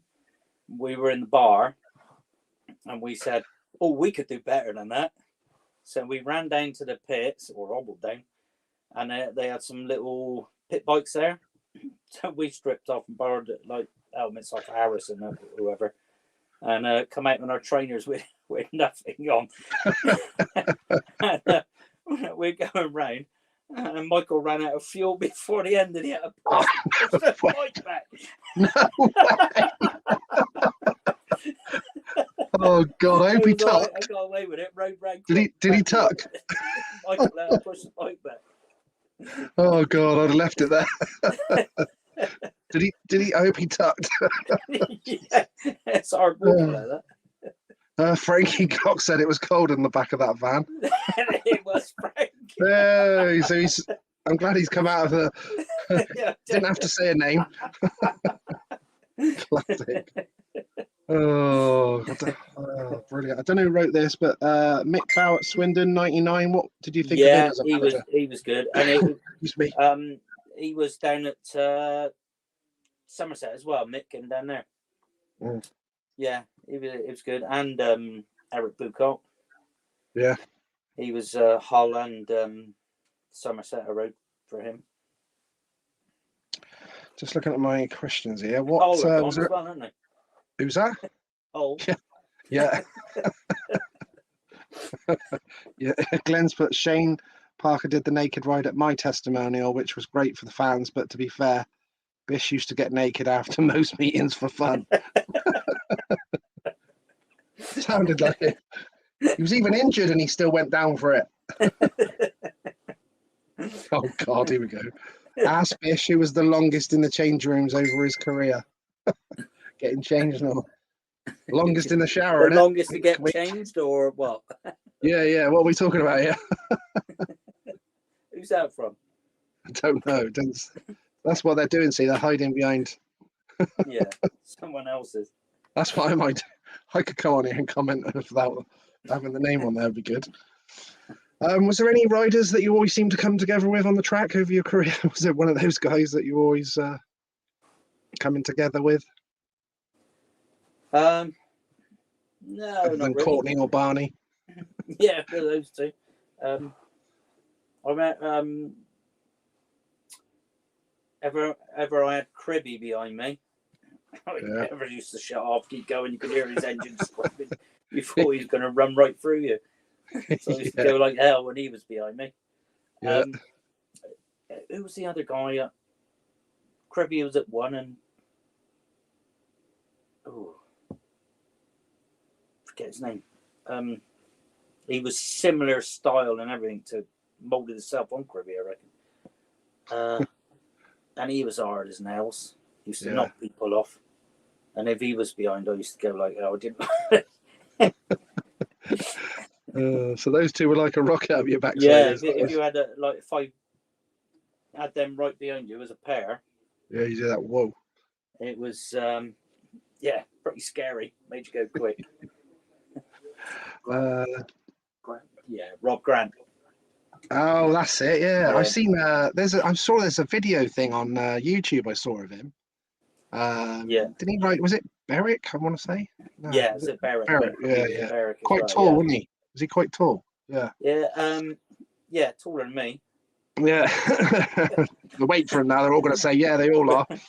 Well, no, he was quite. He broke his wrist one time, and he went back to the pits to get a fag before he went to hospital and got hammered. He said, and he was like, I know, I'll fix this. It's like he was hard as nails. Yeah. Jesus Christ. He was a taping it up job, wasn't he? Like Neil said, he taped his wrist up. Put a spanner on the back, tape it up, and go again. Yeah, great splint. Yeah. There's definitely something online. I think it might be on YouTube, but it's sort of like a 10-minute collage of him pretty much roughing everyone up type of. Yeah. Something like that. Yeah, there is. Yeah, there is something. Yeah. That's why I knew about it. I did hear that if the meeting was getting a bit boring, they used to pay him to knock a few off. Did he? Is that true? Jesus Christ. Yeah. It did work back in them days as well, didn't it? Like people liked a bit of controversy and a bit of needle and a bit of slamming phones down, going up to the ref's box, all that type of stuff. Yeah. What's this? Jake's put, when I was mechanicking at Somerset, Bish used to love jumping in the shower even if he didn't get dirty. Oh, brilliant. Glenn said that Rob Grant, he had naught to do with me on the back of his suit. That's it, yeah. Say no more. Yeah. You'll have to get him on here. Yeah, I'd love to do that, yeah. Has anyone got a contact for him? Is he on social media or anything? Don't know. His son wrote, didn't he, a few years back? Yes. Stoke. Oh yeah. I wonder if he's on there.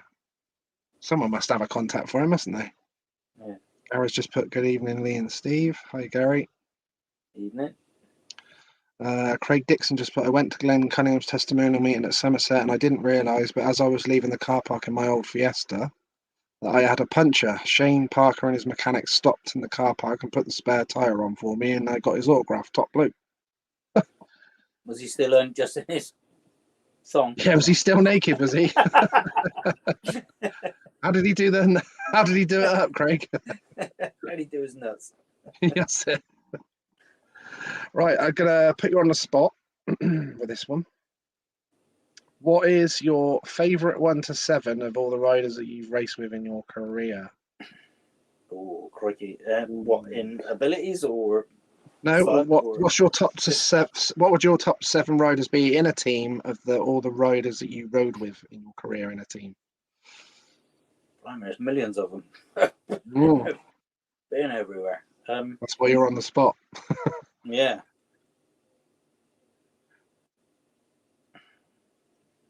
Colsey. Yeah. Mr. Exeter. Yeah. Cunny. James Wright. You've got to say Ivan, haven't you? Yeah, I was just about to say I can see you wrote Reviver before you finish. 4.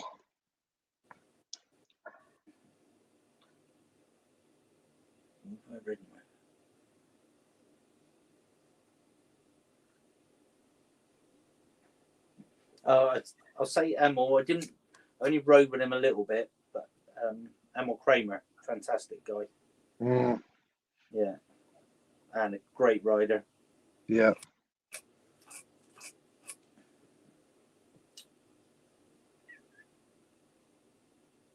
Jeez, you'll put me on the spot. How many more have we got to find?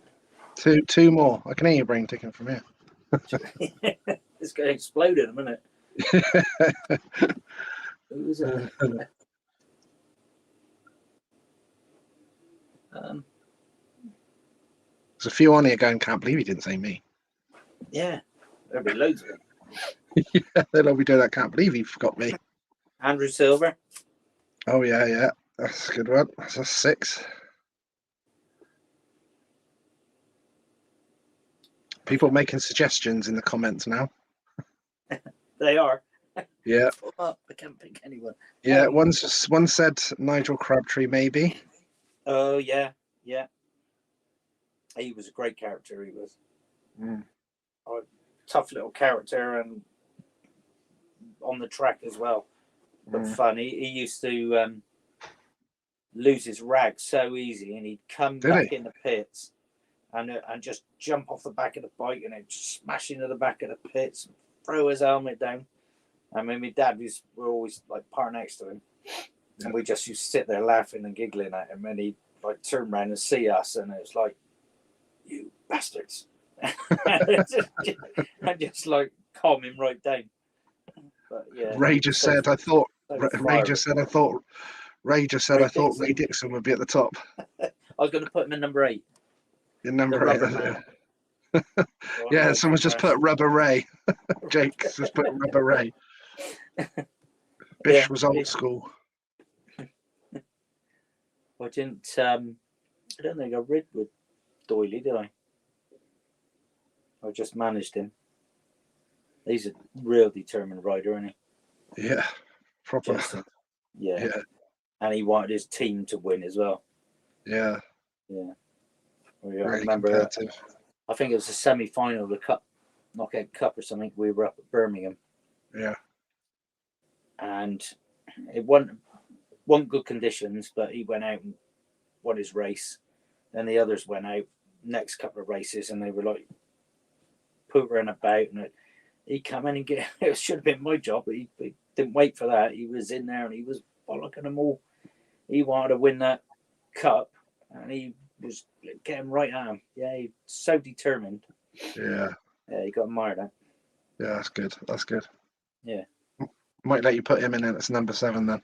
You managed him. Yeah. just for you, right? Right. Tony Little just said, has Steve's kids ever rode Speedway? Has Sam ever? Sorry, I'm not drunk and I'm not getting totally naked yet. I only do naked for the live auctions. Yeah, let's do it.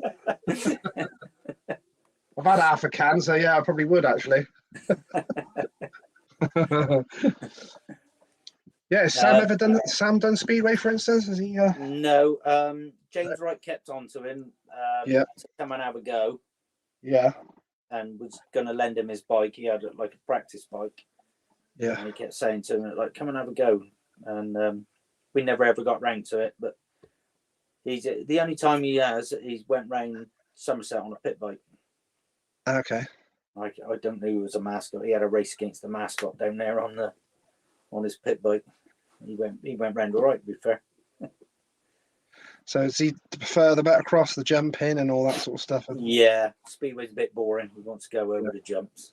Yeah. Jake said, "Stop, Lee. Bish don't need encouraging to get naked." What's Barry Young saying here? He said, I remember you had to hide behind the stand when you didn't put Doyley in 8:15.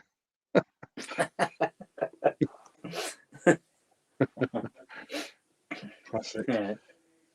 Another put you on the spot one. Who would you say were the 3 best riders that you ever competed against in your career? Well, you've got to say,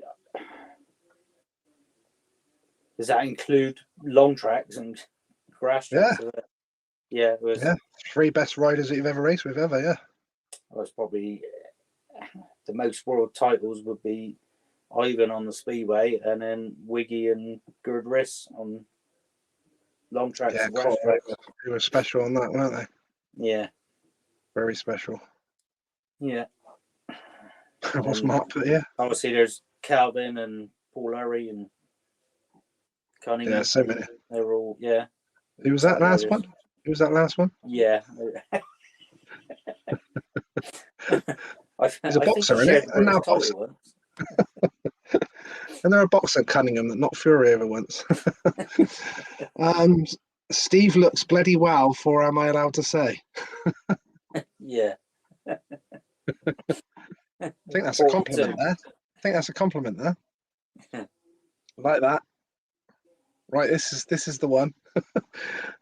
We might not. Hopefully they're still here if there's any youngsters on. If you could give any advice to any youngster out there who wants to be a pro spear rider, what would the advice be? Don't bother. No, just takes a lot of hard work and dedication. Yeah. Listen to advice from the people who know. Try everything. What is passed on to you. If it don't work, then don't try it again. If it works, it's a bonus. But yeah, make sure your kit's all up together, because races are won and lost in the workshop. And just bums on seats. The more time you can get on the bike, the better you'll get. Do you still follow all the British League racing, Steve, and the GPs? Do you watch the GPs on TV and all that stuff? And I watch GPs on the TV. Don't really get to any speedways nowadays because just so busy with the motocross. Yeah. And there isn't really any near to us to pop to now. We got to go to Plymouth or Oxford or Birmingham. Yeah. We the last time I went was, I don't know, it was last season, the season before, to Oxford. I went up with Ray and Martin. I met them up there. Went to the World Team Cup up at Bellevue. Oh yeah. Yeah. I haven't seen the new one. I haven't been to the new one. What was that like? Oh, brilliant. And of course they won, so it was a fantastic Yeah. Yeah, it was over a weekend, so it was a good fun weekend as well. Yeah. Any nakedism? No. No? Bloody hell. You're losing it. I'm too old there. Belly in the way. You actually think about it now, did I actually? No, maybe I shouldn't. It's too much effort. That's it. Can't get your clothes back on again after.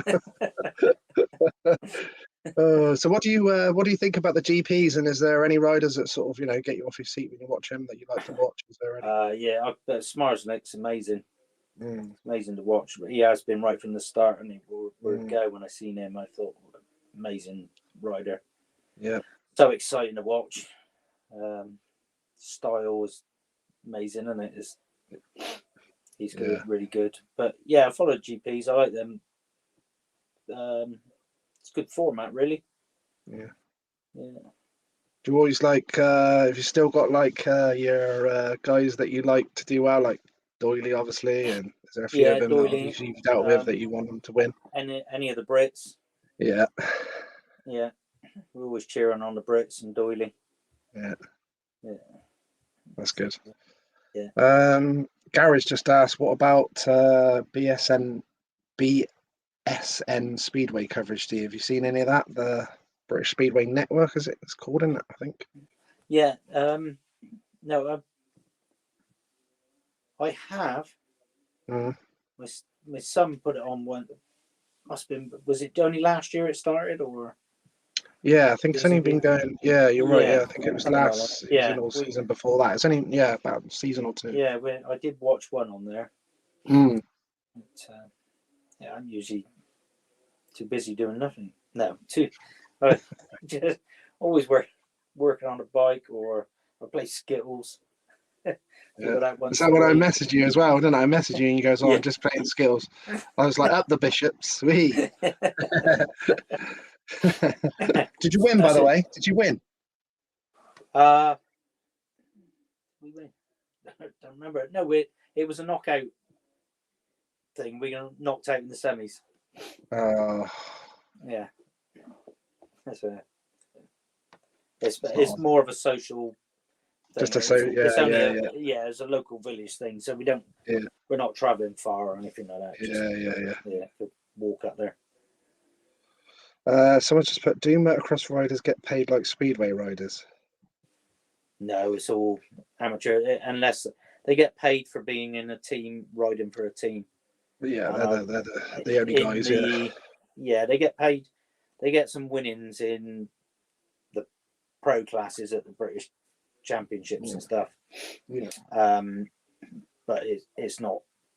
They can't make a living out of that. But they get paid. The top guys get paid by their teams. So Kawasaki or Honda or somebody else that trying to figure the names of the teams now. Yeah, KTM, all of them. KTM. Yeah, but there's like businesses that run teams with using Kawasaki bikes, and yeah, they'll pay their riders, but yeah, not like Speedway, pay per point per meeting or what have you. Yeah. Someone just put, did Steve work a day job through his career racing? I did most of it. The first 4 years I did an engineering apprenticeship, and then I went full-time Speedway for about 3 or 4 years. Then I was having that bad season at Arena Essex, so then I started cutting lawns and things like that for people just to earn a bit extra. Yeah. And that gradually developed into a landscape business. Put myself through college and for 3 years as well, like a day release thing, got my qualifications and did that for about 19 years. Obviously, Glenn worked with me. Yeah, you one mentioned winter. that earlier. Yeah. Then so that was the rest of my career was doing that, and then like 2 or 3 years after my career finished, I went to work down the golf course because I had both skills, the engineering and the horticulture, so I sort of fitted right in for the job I do now. Jake's just asked that as well. He goes, is he still working on the greens? Yeah, not so much on the greens now, more in the workshop. Factory tuning. Yeah. Bought his first bike working in an egg factory. Yeah, that's right. Yeah, it was when we were on a summer holiday up at Great Yarmouth when I was about 8, and then went to. Dad took me to watch Ipswich. Yeah. And that's where I seen John Louis, and like from then on, that's what I wanted to be, a speedway rider. Nice. So we could never afford one, a bike. Yeah. So I went working Saturdays and Sundays at egg farm, collecting the eggs and putting the chickens in and out, and so for about 2 or 3 years until I saved up enough to put towards a bike. Obviously, Fair play. Yeah, as a kid, it wasn't enough to buy a whole bike. So I mean, my dad could see I was determined what I wanted to do, and then put the rest. Interesting, this one. Barry's just put, serious question. If you were to start all over again, would you ride speedway or motocross? I don't know, because you get longer on a bike on a motocross, and I quite enjoy the atmosphere of being with it now. But I think it would probably still be speedway, because that was what I I loved. And I had the choice when I was getting my first bike. Dad said, "Are you sure that's what you want to do?" Because like yourself and Gary, I had a friend lived opposite me over the road that did motocross. So I used to go with him and watch Thorpe and that in the schoolboys. And some friends that lived over the back that did trials. So we went and watched them as well a few times while I was saving for my bike. And so the choice was there, but I went for grass track so I could do Speedway. I used to actually love that when you mentioned trials. I used to love the old Kickstart on the TV I used to watch. Yeah. I know you The old tune and all that. They That don't was have good. anything like that anymore, do they? On TV? No, they don't. No, that was good. That was a good little show. That was. I liked that. That was good. Someone's just mentioned it on here as well, but I was going to ask you that as well before you go. I wanted to mention about that. It was Gary. What do you think about electric speedway bikes? And as you'll know, being in the motocross thing with Sam, you would have seen all the electric bikes coming out on that. Seen Tortelli involved with the Starks, and I've had a couple already at my meetings. We had one at the Battle of Britain at Landrake, back end of last year. So have you guys ever had a go on one, and what's your thoughts on them? No, not had a go on one. Obviously seen them at the motocross. The only good thing I think it will be that you might be able to run Speedway back in the cities with electric, but it's not going to be the same atmosphere. But going electric, I don't think is. Well, we had a guy parked next to us on an electric bike. Each race lasted one battery, so he had 2 batteries. And all day long, he had a generator running to charge the batteries. Yeah, so what fuel he didn't use on the track, he used in the pits, charging the batteries. So not only is he using fuel, he's also using the lithium out of the batteries. So for me, and it don't work with the cars either. So that's another argument. Yeah. Get into. I don't like it at all. I know, and when I took some pictures, Steve, doing some photography at local track here, Swindon and Grittingham, and doing it on Wednesday nights in the summer, and there was a guy there on an electric bike, and it's weird because obviously you can't hear them coming for starters, and then when they do, they go by and you just hear like the chain, and then you hear when they land, you just hear the suspension. It's like really weird. Yeah, and the thud of the wheel on the floor and everything. Yeah. The guy we were parked next to was asking him about it, and he said when he started first riding it, so weird because you can hear everything, all the stones coming off of the wheel, hitting the bike, the chain slapping. Of course, all the little knocks because there's no engine noise to drown it out. To drown it out. Yeah, that's bizarre, isn't it? Yeah, you just hear weird. Yeah, it's like this little whistling thing. Exactly what it was. Yeah. Like that little whistling sound. Scale electrics. Yeah. The only trouble is that the damn things are so good at the starts that mediocre guys are making starts and staying near the front. So in a minute, top guy's going to be on it to get out the start and lead, and then the next top guy's going to have to go on it, and that's unfortunately what happens. But it's not saving any energy because you've got a generator running. Exactly, to make it work. I think it's almost like they need. I know there's not enough to do that at the moment, but it's almost like they need their own group at the moment. Almost like it's a totally different thing, isn't it? Yeah. Or because they can program them, can't they? To restrict, or they've obviously got. It's a total advantage to get out the start on them. So, from what I've seen, I don't know if you saw that, Steve, but I did. I was supposed to go to the Birmingham Arena Cross, but they've obviously. It was a tiny little short start, wasn't it? See him come out of there, they didn't do quite so good on that. But on the ones with the longer run, they're so just power to the floor. It doesn't do any spinning, does it? Just 2 bikes ahead, and they've obviously got something programmed in that they don't wheelie, so it just drives forward. So if they switch that off, and the guy's got to make the throttle work instead of just boom, then so it's a bit of an odd one at the moment with like mixing them, but like you said, there's not like I said, there's not enough at the moment. They sort of almost need to be their own thing, like a group Yeah. of it or something like that. But obviously they're expensive as well. I think they're like 10 grand plus, aren't they? Yeah, and then you've got to buy a spare battery on top. Yeah.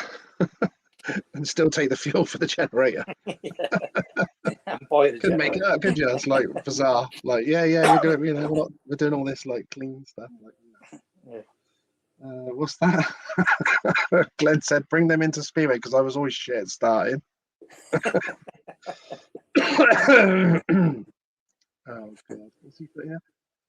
Gary's put, for the risks involved, is amazing how the majority of the riders have a second jobs out of a season does not seem right. Yeah, it must be hard for a lot of the riders, like you said. They've taken a lot of risks, aren't they? Most evenings, and then like if they've got day jobs as well, it's crazy. Yeah, that's why I found it easier, like working for myself. Yeah, you could take the time off and work your jobs around it.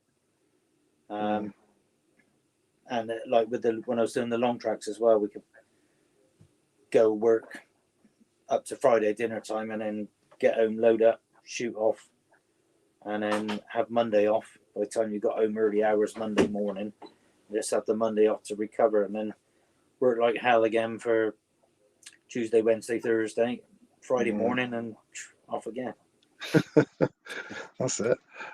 Mark's just put, I don't think the fans would turn out for electric speedway bikes. Yeah, that's what I wonder. Is be a different atmosphere. Be totally different. Yeah, it'd be weird. Yeah.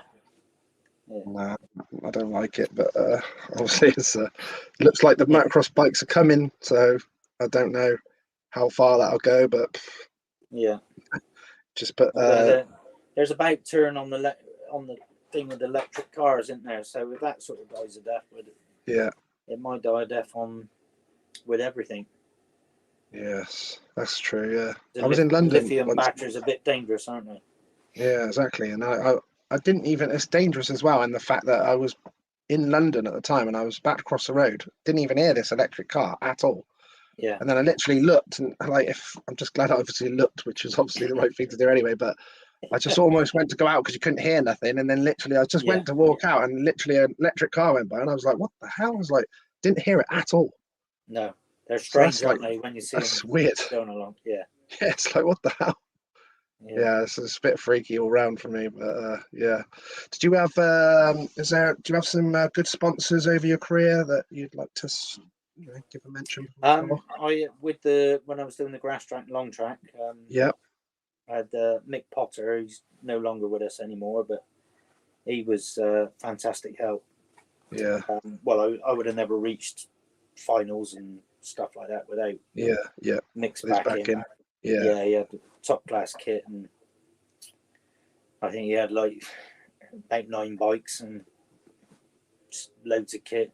And he used to help out others. He used to help Donk and Paul Hurry and everybody. Loads of people at grass track he'd help.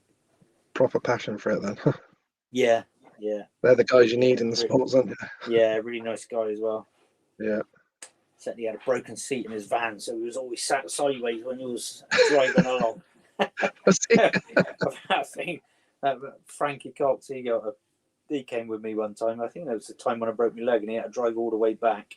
Yeah. And he said when he got back, he could hardly move because his seat was like broken and twisted. Jesus Christ.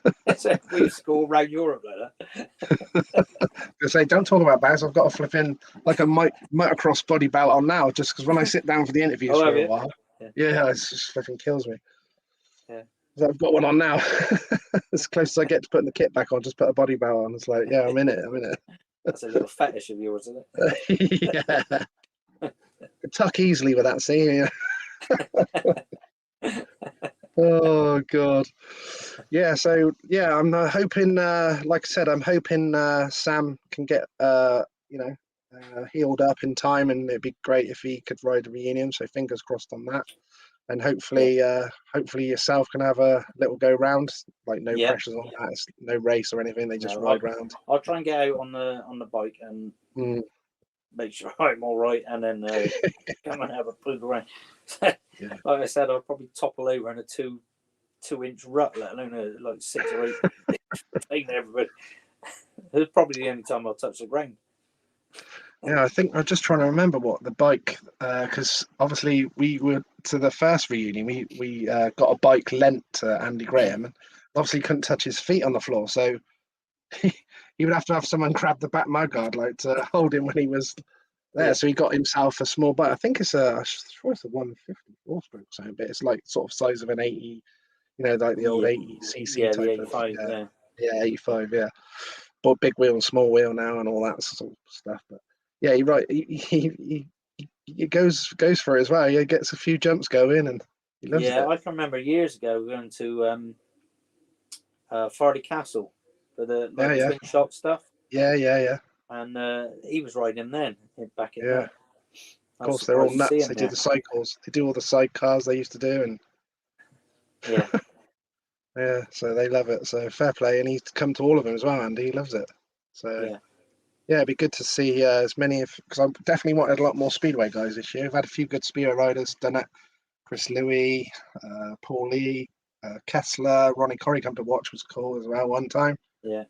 I'd like to have some more Speedway guys. They would be good for sure. Just like you said, there's no pressures on it. But Phelpsy can ride, can he? Yeah, you coming out, Phelpsy? If there's a beer tent, he will be there. Yeah, there's always a beer tent, a big one and all. Yeah. Massive marquee. I think James Wright got a motocross bike.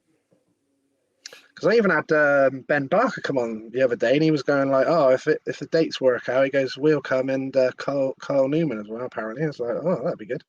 Oh yeah, because he rode motocross, didn't he, in the schoolboys? Yeah, Barry's put you can have Alex's 65. I can't touch the floor on it. But this year's looking good. We're going to have plenty of Speedway riders, it looks well, because I think Sean Tacey's racing as well. Yeah. I think Bradley Wilson Dean is racing as well. But they'll do the legend thing as well, will they? Yeah. They'll just have a spin run and that, but just so we can see them out there and photos and all that. And reminiscing, and I'm on the mic, doing all that. Yeah. Love it. It's just mental. Like last year's reunion 3. Like as a kid, my first time I ever saw motocross, I was 12 years old. Farley Castle, 500 GP, Thorpe winning it, obviously on the factory Honda. Yeah. To think one day, and he come to the reunion road all weekend last year and give out the trophies and everything, and it's just like mental. Like wow. Is he doing it again? Or? He can't do it this year because he's at the British Championship on the same weekend, unfortunately. But I used to come down to Somerset, didn't he? Yeah, he comes. Yeah, I think he's gone down to Plymouth, and I think they like the Speedway and Kurt Nichol. Yeah. The other top British, because he's in America now. But I think when he comes over, I've seen pictures of him at Plymouth and all that down that way and stuff. So yeah, a lot of the motocross boys are obviously fans of Speedway, and obviously the same the other way around as well, aren't they? Yeah, that'd be good, Phelpsy. Let me know. It's the 27th and 28th of April. But look at Glenn. He's put, if Tace is doing it, I ain't getting in the shower with him. Yeah, I've heard about this. I did meet Tacey last year at the British Championship at Ling, and that was cool. But I didn't get a chance to talk to him because I was doing the bloody commentary. But yeah, he's coming down to race as well, so should be fun. He races quite a bit still up in the Norfolk. I see that on Facebook. He's still riding a lot. Yeah, he's still. Bish knows. Yeah, I've heard of this one. Yeah, I've heard the rumours. Well, I don't think they're rumours. It's a reality. Him at Hull. Someone here. That's Tacey himself. Yeah, probably. Probably, yeah. He wouldn't care, would he? Oh God, I think it's going to be some fun. It's going to be some fun. Might be. Maybe we shouldn't encourage naked people in the beer tent, but God, if all these are coming down, flipping out. Trying to get Mr. Cunningham on as well. Yeah. So it'd be good if he could have a little roll around as well. And he said he was going to speak to Mr. Meredith down in Bristol. So, and if you can get a bike, I'll definitely get it out there and get you a bike. If any of you can't get a bike, I'll put it out there to get a bike. So yeah, definitely. We've helped out some of the guys that didn't have bikes and stuff. So yeah. Let us know, guys. Yeah, be good. Be good to get you down there and have a bit of fun over the weekend as well.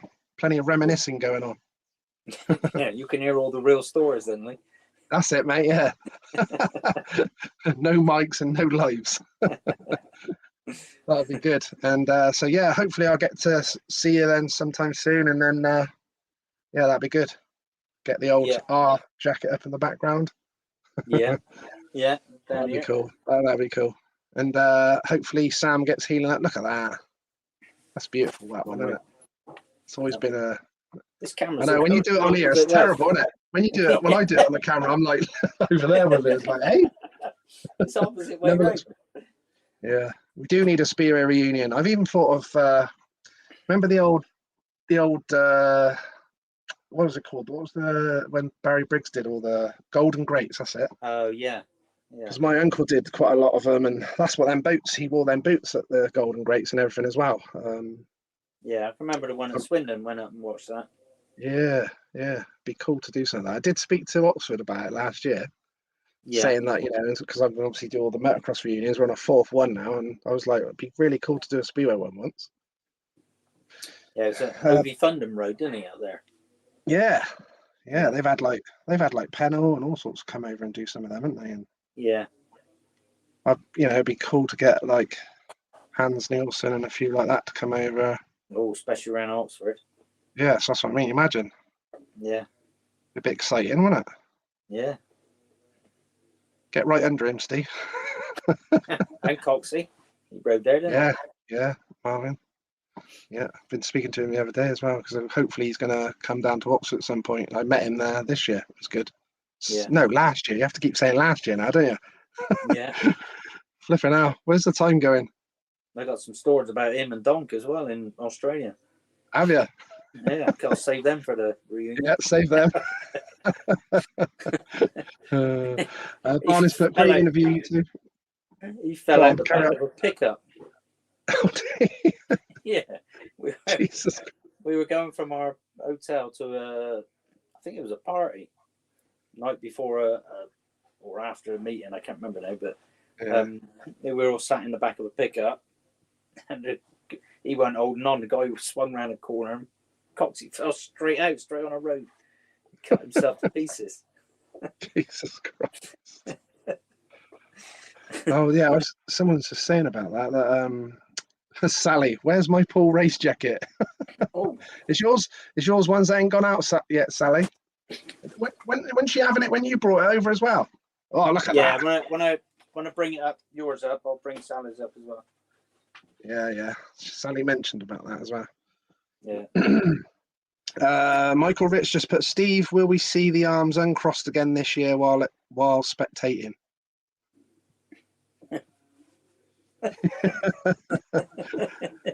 Got the go-to. Gary's just put another classic Lee, Steve. Thanks, Gary. Mark's put Martin Dugard would be brilliant around Oxford too. True. Yeah. That'd be cool. So you could do a lot of reminiscing. You imagine Hans Nielsen, Andy Graham, Oxford. It'd be literally like their title-winning team back and stuff like that. And Amanda Castagna, yeah. I speak to him as well. He sorted me out for the Cardiff thing. So. Yeah, you going this year? Yes.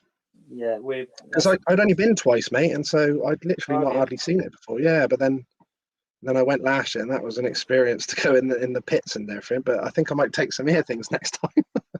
Yeah. Don't realise, do you? Because I don't really get that close normally. But yeah, of course, it's all closed in there as well.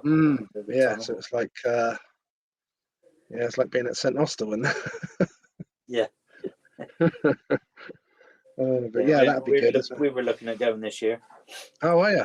Yeah, I haven't looked at the dates yet with the motocross. Yeah, I haven't. When we were out last night, Andy and myself and who else did we say? Someone else to get together and make a trip of it. Yeah. Go earlier in the day. The last few times we've just got there in time for the meeting and watched the meeting and come away. Yeah, I did that. Yeah. One time was it?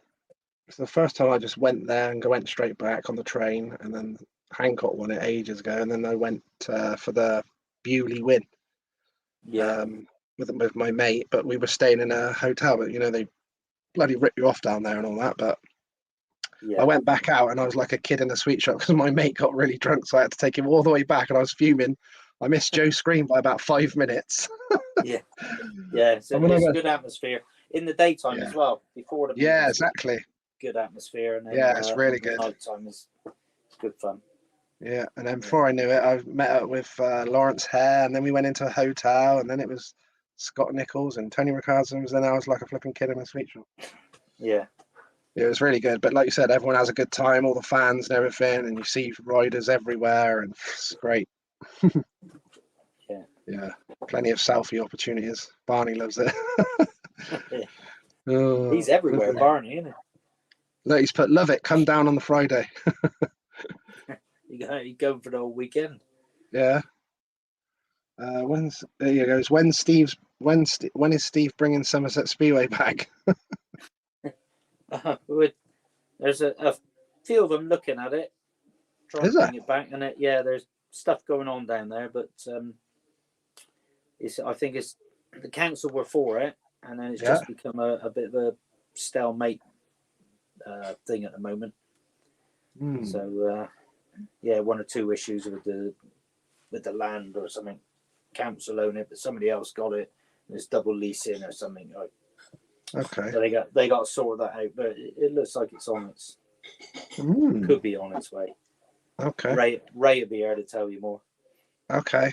Well, if you ever need any social media help, Ray, let me know. Unfortunately, that's how weird everything works these days, as we know. But I'd be to helping for anything like that. Would be cool. Sally's put, cheers, Steve, but no wearing it naked. I've only got a t-shirt on. Come down naked with the race jacket. Yeah, I say, like a newsreader. I am only dressed at the top. Yeah. Ray's just said, will do. Yeah, that'd be cool. That'd be great. Anything that helps with anything, trying to get anything back or anything like that. And you know what social media is like now, but that's how it all works. But yeah. Fingers crossed. Yeah. We need as many back as possible, wouldn't it? Yeah, it would be good. That we can get back needs. Yeah. Hopefully Swindon will as well. I know they're trying to get another site as it stands, but it's not in Swindon, so I'm not sure how far away that will be. But I don't know. Probably they'll all be outside of towns now. Yeah, to try and get out of all this buildings and it'll all be like the Somerset sort of in the field, in the farmers' fields. Yeah, that's what it needs. Yeah, definitely. Yeah. Fingers crossed. Fingers crossed. Thank you very much for your time, my friend. Okay, thank you. I'll meet up with you soon. Let me know a date. Yeah, much appreciated. And yeah, but much appreciated, mate. I'm going to Eastbourne Saturday. Yeah, we got invited to go down to this Eastbourne supporters thing on Saturday night. Social club down there, and I think Barney's going. A few Kennets are going apparently, and maybe Dean Barker. Not sure about Mr. Norris, but you never know. So it should be fun. Yeah, I'm sure I'd probably do some videos and some pictures. Well, I'll definitely be doing selfies with Barney. So we'll see how that goes, and gonna hopefully go to that Speedway celebration thing at the old wildlife park and the museum and that in March. Yeah, what day is that? March. I actually got it on my phone because I've never been before, and I've been a member of that for a couple of years now. It's on Sunday, the 17th of March. 17th. Yeah. But hey, what's the dog's name? Hello, Lenny. Lenny. He's looked as well. He's looking straight at you. Come on, Lenny. What's your second name? Henry? Lenny Sausage. Lenny Sausage.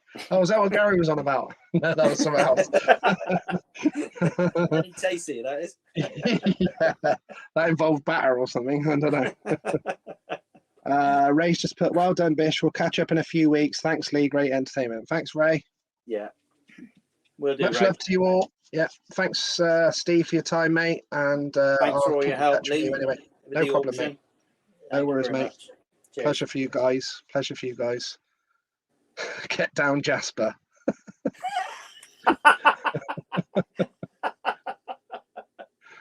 What's he on? So I used to have a dog called Jasper. Oh, for God's sake.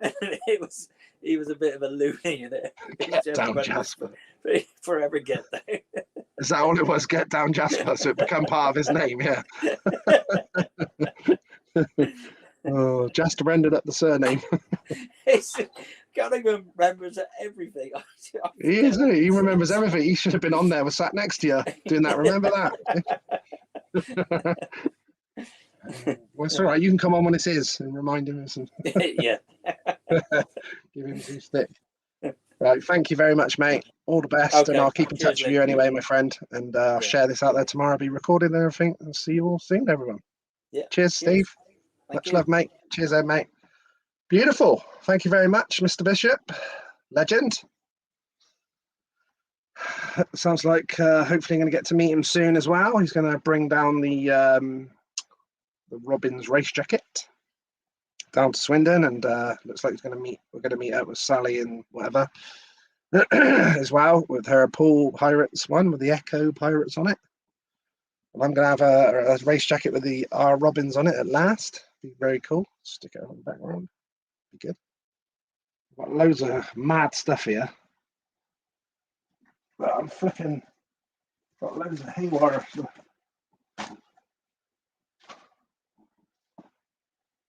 I've got these mad things on the farm ones, and how's Steve Bastable as well now? How is he? Has anyone got a contact for Steve Bastable? Love to get Steve Bastable on. Look at these. First hero, Phil Crump. That's another one I need to get on.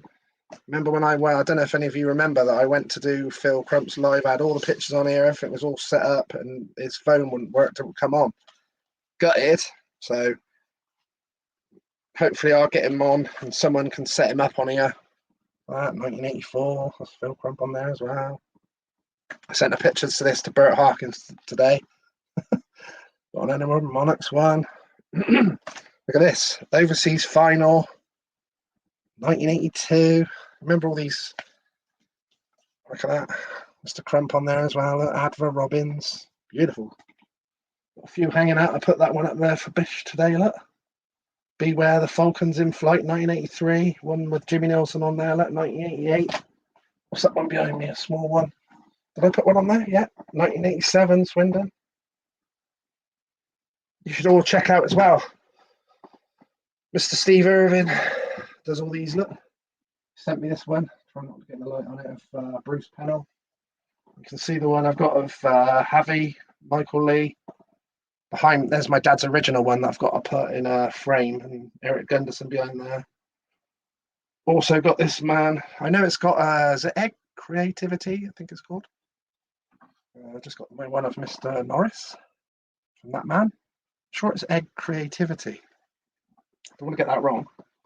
Steve there sent me a copy of my dad's when he done, and that's the actual original. So cool. Just got to get a nice frame for it. And yeah, very cool. But like I said, I'm gonna, like I said, I've got a load of Speedway stuff. I was gonna do some competitions and stuff for. Sign Barry Briggs' book and the Adams signed Boo and all these sorts of stuff, and I was going to do competitions on them, but I might just do a live auction instead, because that was really fun helping out the bishops. So I think we could have some fun with all that as well. Thank you very much, whoever said that, and much love to you all. But like I said, check out my motocross, it's just Mx and Speedway Memories is my YouTube channel. All of the live interviews are recorded on here, and all the ones that I did before the lives, sort of a couple of years, 2 or 3 years ago, when I first started on the Skype ones, they're all on there as well under videos. All the Skype ones are under videos, and all the live ones are under live. And you can just go on there, look, you can subscribe for free. Just watch them all in your own time. There's so many on there. There's 232 videos on there now, so building it up.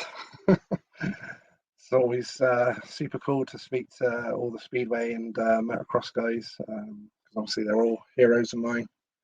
Grew up watching them all, magazines, all that. Mental. Hey, Mr. Wilson, hope you're good. There's a few bits in there. So basically, this is my Mrs. Marital home from her last marriage. So basically, yeah, I cleaned out all the garage, and because that American pool table that was down there has sort of not been seen for a couple of years or so since I've been here. So I was like, yeah, just had a massive clean out and got it all sorted out, so you can actually play pool now and darts and stuff like that. So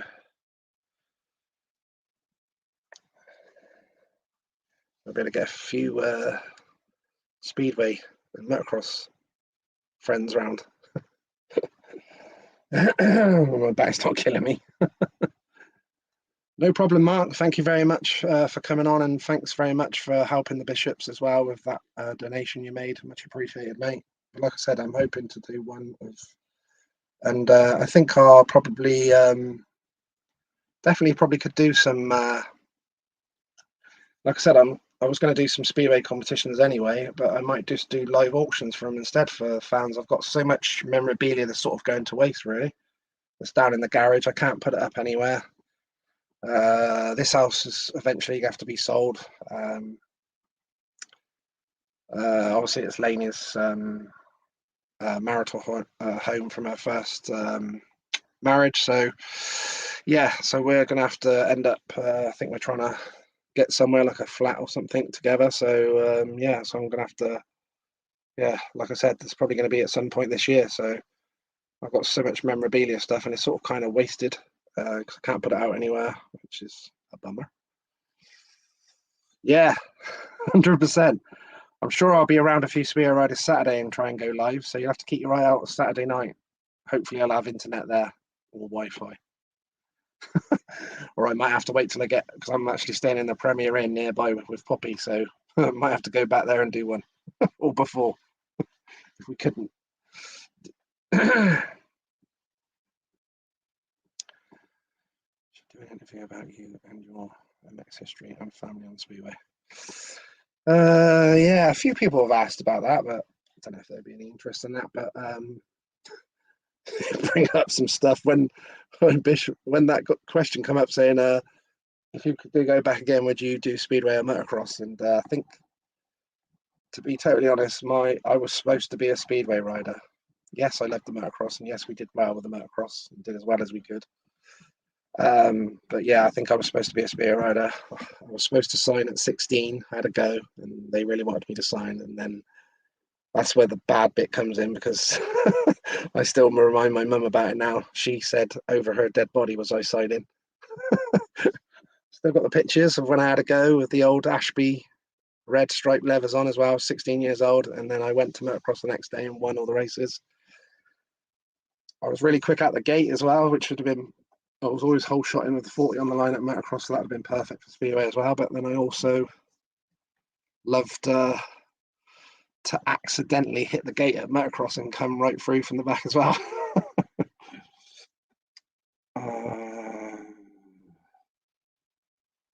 What's that? Great show. Any chance getting any Stoke polls from 60s? I'm up for anyone, Robert.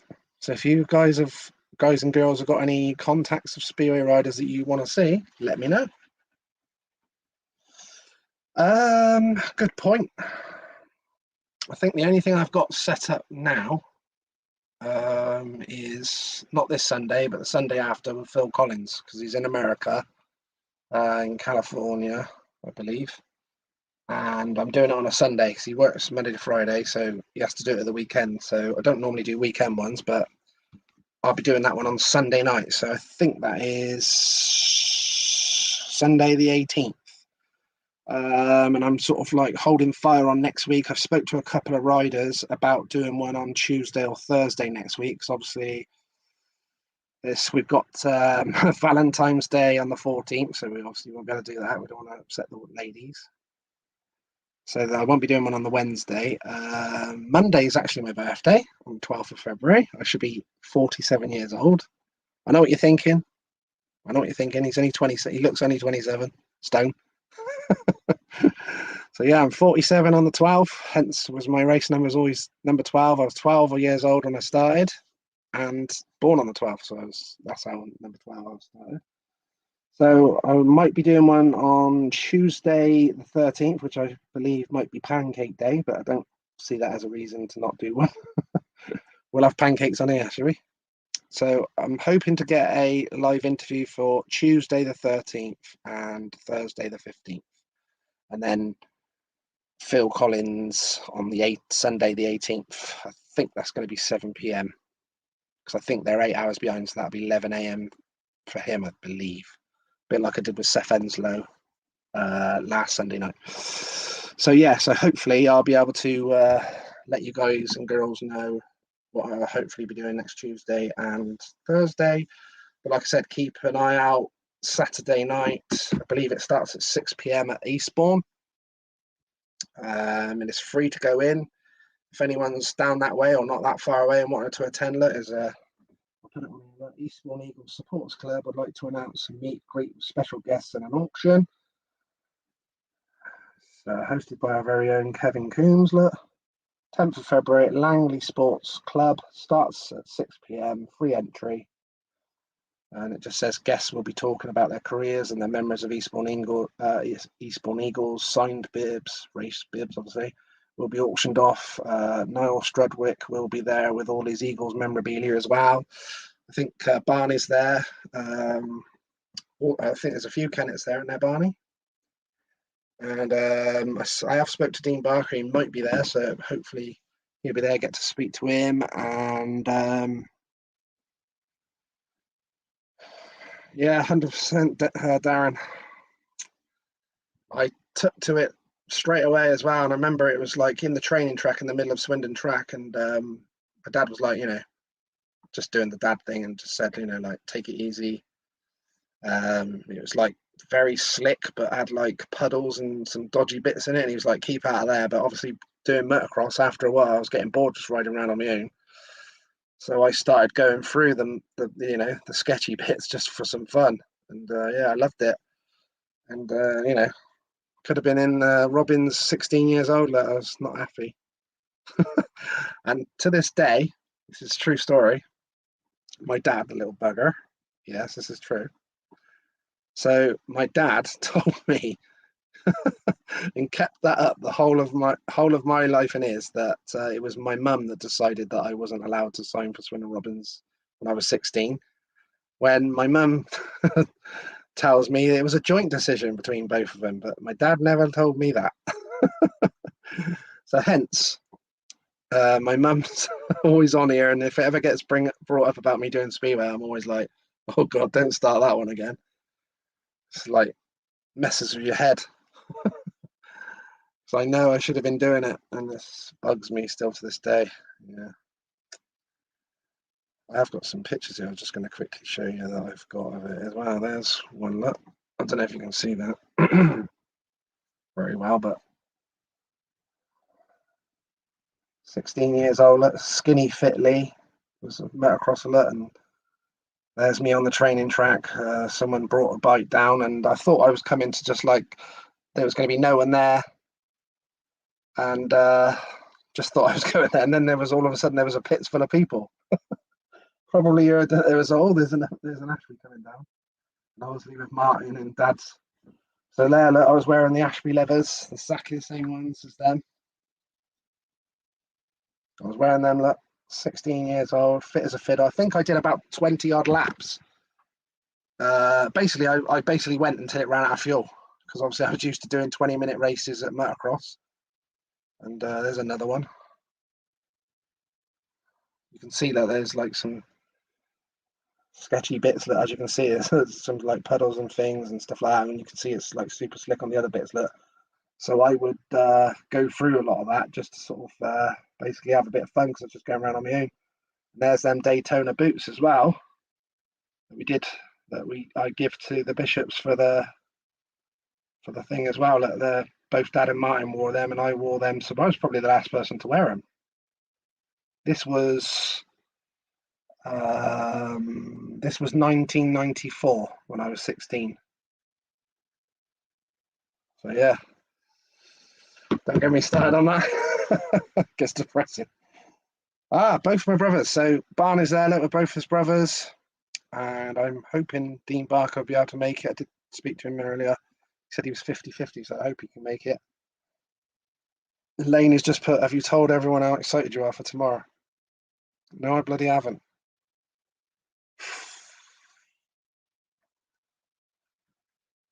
Yeah. Where are we going again tomorrow?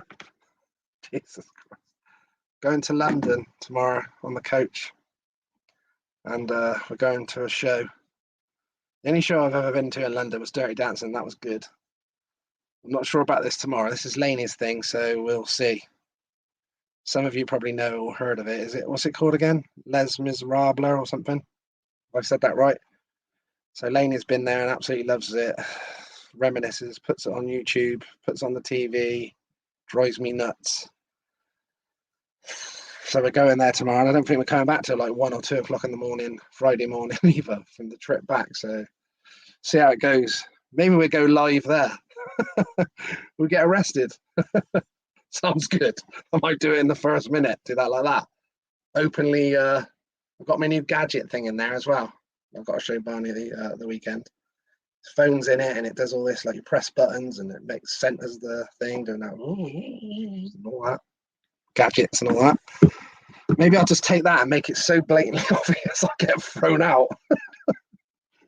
Oh. I only just literally thought of that idea. What a good idea. So I don't know what she's going to put me through tomorrow. So wish me luck. And hence she said how excited I am, which I'm not. She's very excited. I'm not at all. I'm excited to go and see some Speedway stuff on. I've not been to any Speedway shows or any Speedway get-togethers or anything, so it'll be the first time Saturday. And even Lane is coming to the celebration of Speedway on March 17th, so I suppose I'm taking one for the team tomorrow. But me and Poppy are coming Saturday as well, so Poppy can't wait, because as soon as I say that we're staying in a hotel or anything, she thinks it's a right adventure, so she's happy as Larry. Bless her. So we're going to be coming down Saturday. Yes, that's the one. Out of the comfort zone. Yeah, I've been doing that ever since I got with Laney. You can all blame her for pulling me out of my shell. I used to be a quiet, reserved young man. Now I'm a flipping fruit ball. She started it all. All right, much love to you all. Like I said, this will be recorded. I'll share it out there tomorrow. Share all my posts would be great. It gets out there to more fans, which is the main thing. Sharing the memories of these riders and these legends. It's always super cool, and you can watch them all in your own time on the YouTube channel. Pause in bed at night, whatever you want to do.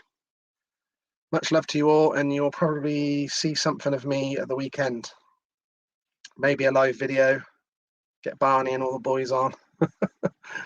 Chase them all around. My little sidekick Poppy will be with me. She likes all that as well. Might get her taking the pictures. She loves it. Much love to you all, and nearly forgot then. Ooh, always say that before I leave an interview. Dad always said, it's nice to be important, but it's important to be nice. I'm trying to find it now, aren't I? It's nice to be important, but it's important to be nice. Beauty that was. My buddy Pat Stotler Designs did that. I've got to get that on a couple of hoodies and stuff like that. Would be cool. And down the line, Lane is trying to get me to have not got one tattoo. Lane is trying to get me to have a tattoo of her and God knows what else. But I said I've always wanted one of my dad on the shoulder or something, you know, something like that one, or a cool one, maybe in black and white or something. But I kind of still want the red leathers though as well, so I don't know. Never know, one day. It's got to be meaningful. I'm not just having some of these haywire tattoos that everyone has. Anyway, peace out. Maybe see something of me Saturday, maybe. A few shimmying around on live from 6 o'clock, maybe at some time in the evening Saturday. You might see something. You'll definitely see some pictures of all the people there, and selfies galore, as I imagine. But yeah, you'll see me online anyway, I'm sure. Much love all. Thanks for everyone coming on tonight. There was a good 80 odd people on live at times tonight, so that was good. Much appreciated. Share, like, share all the stuff. Join the group if you go in my Motocross and Speedway Memories group. I'll just show you that before I go. Can't find it. There's my group as well. Look, I've got a group. There's my stuff for my reunion. Look, 27th and 28th of April. Lots of Speedway and Motocross legends will be there. So if you go on there, look, all you got to do, if you're in the group already or you want to come in the group, I'll accept you in. See the invite button there, look? You can invite people in there and help the group grow as well. It'd be much appreciated. Much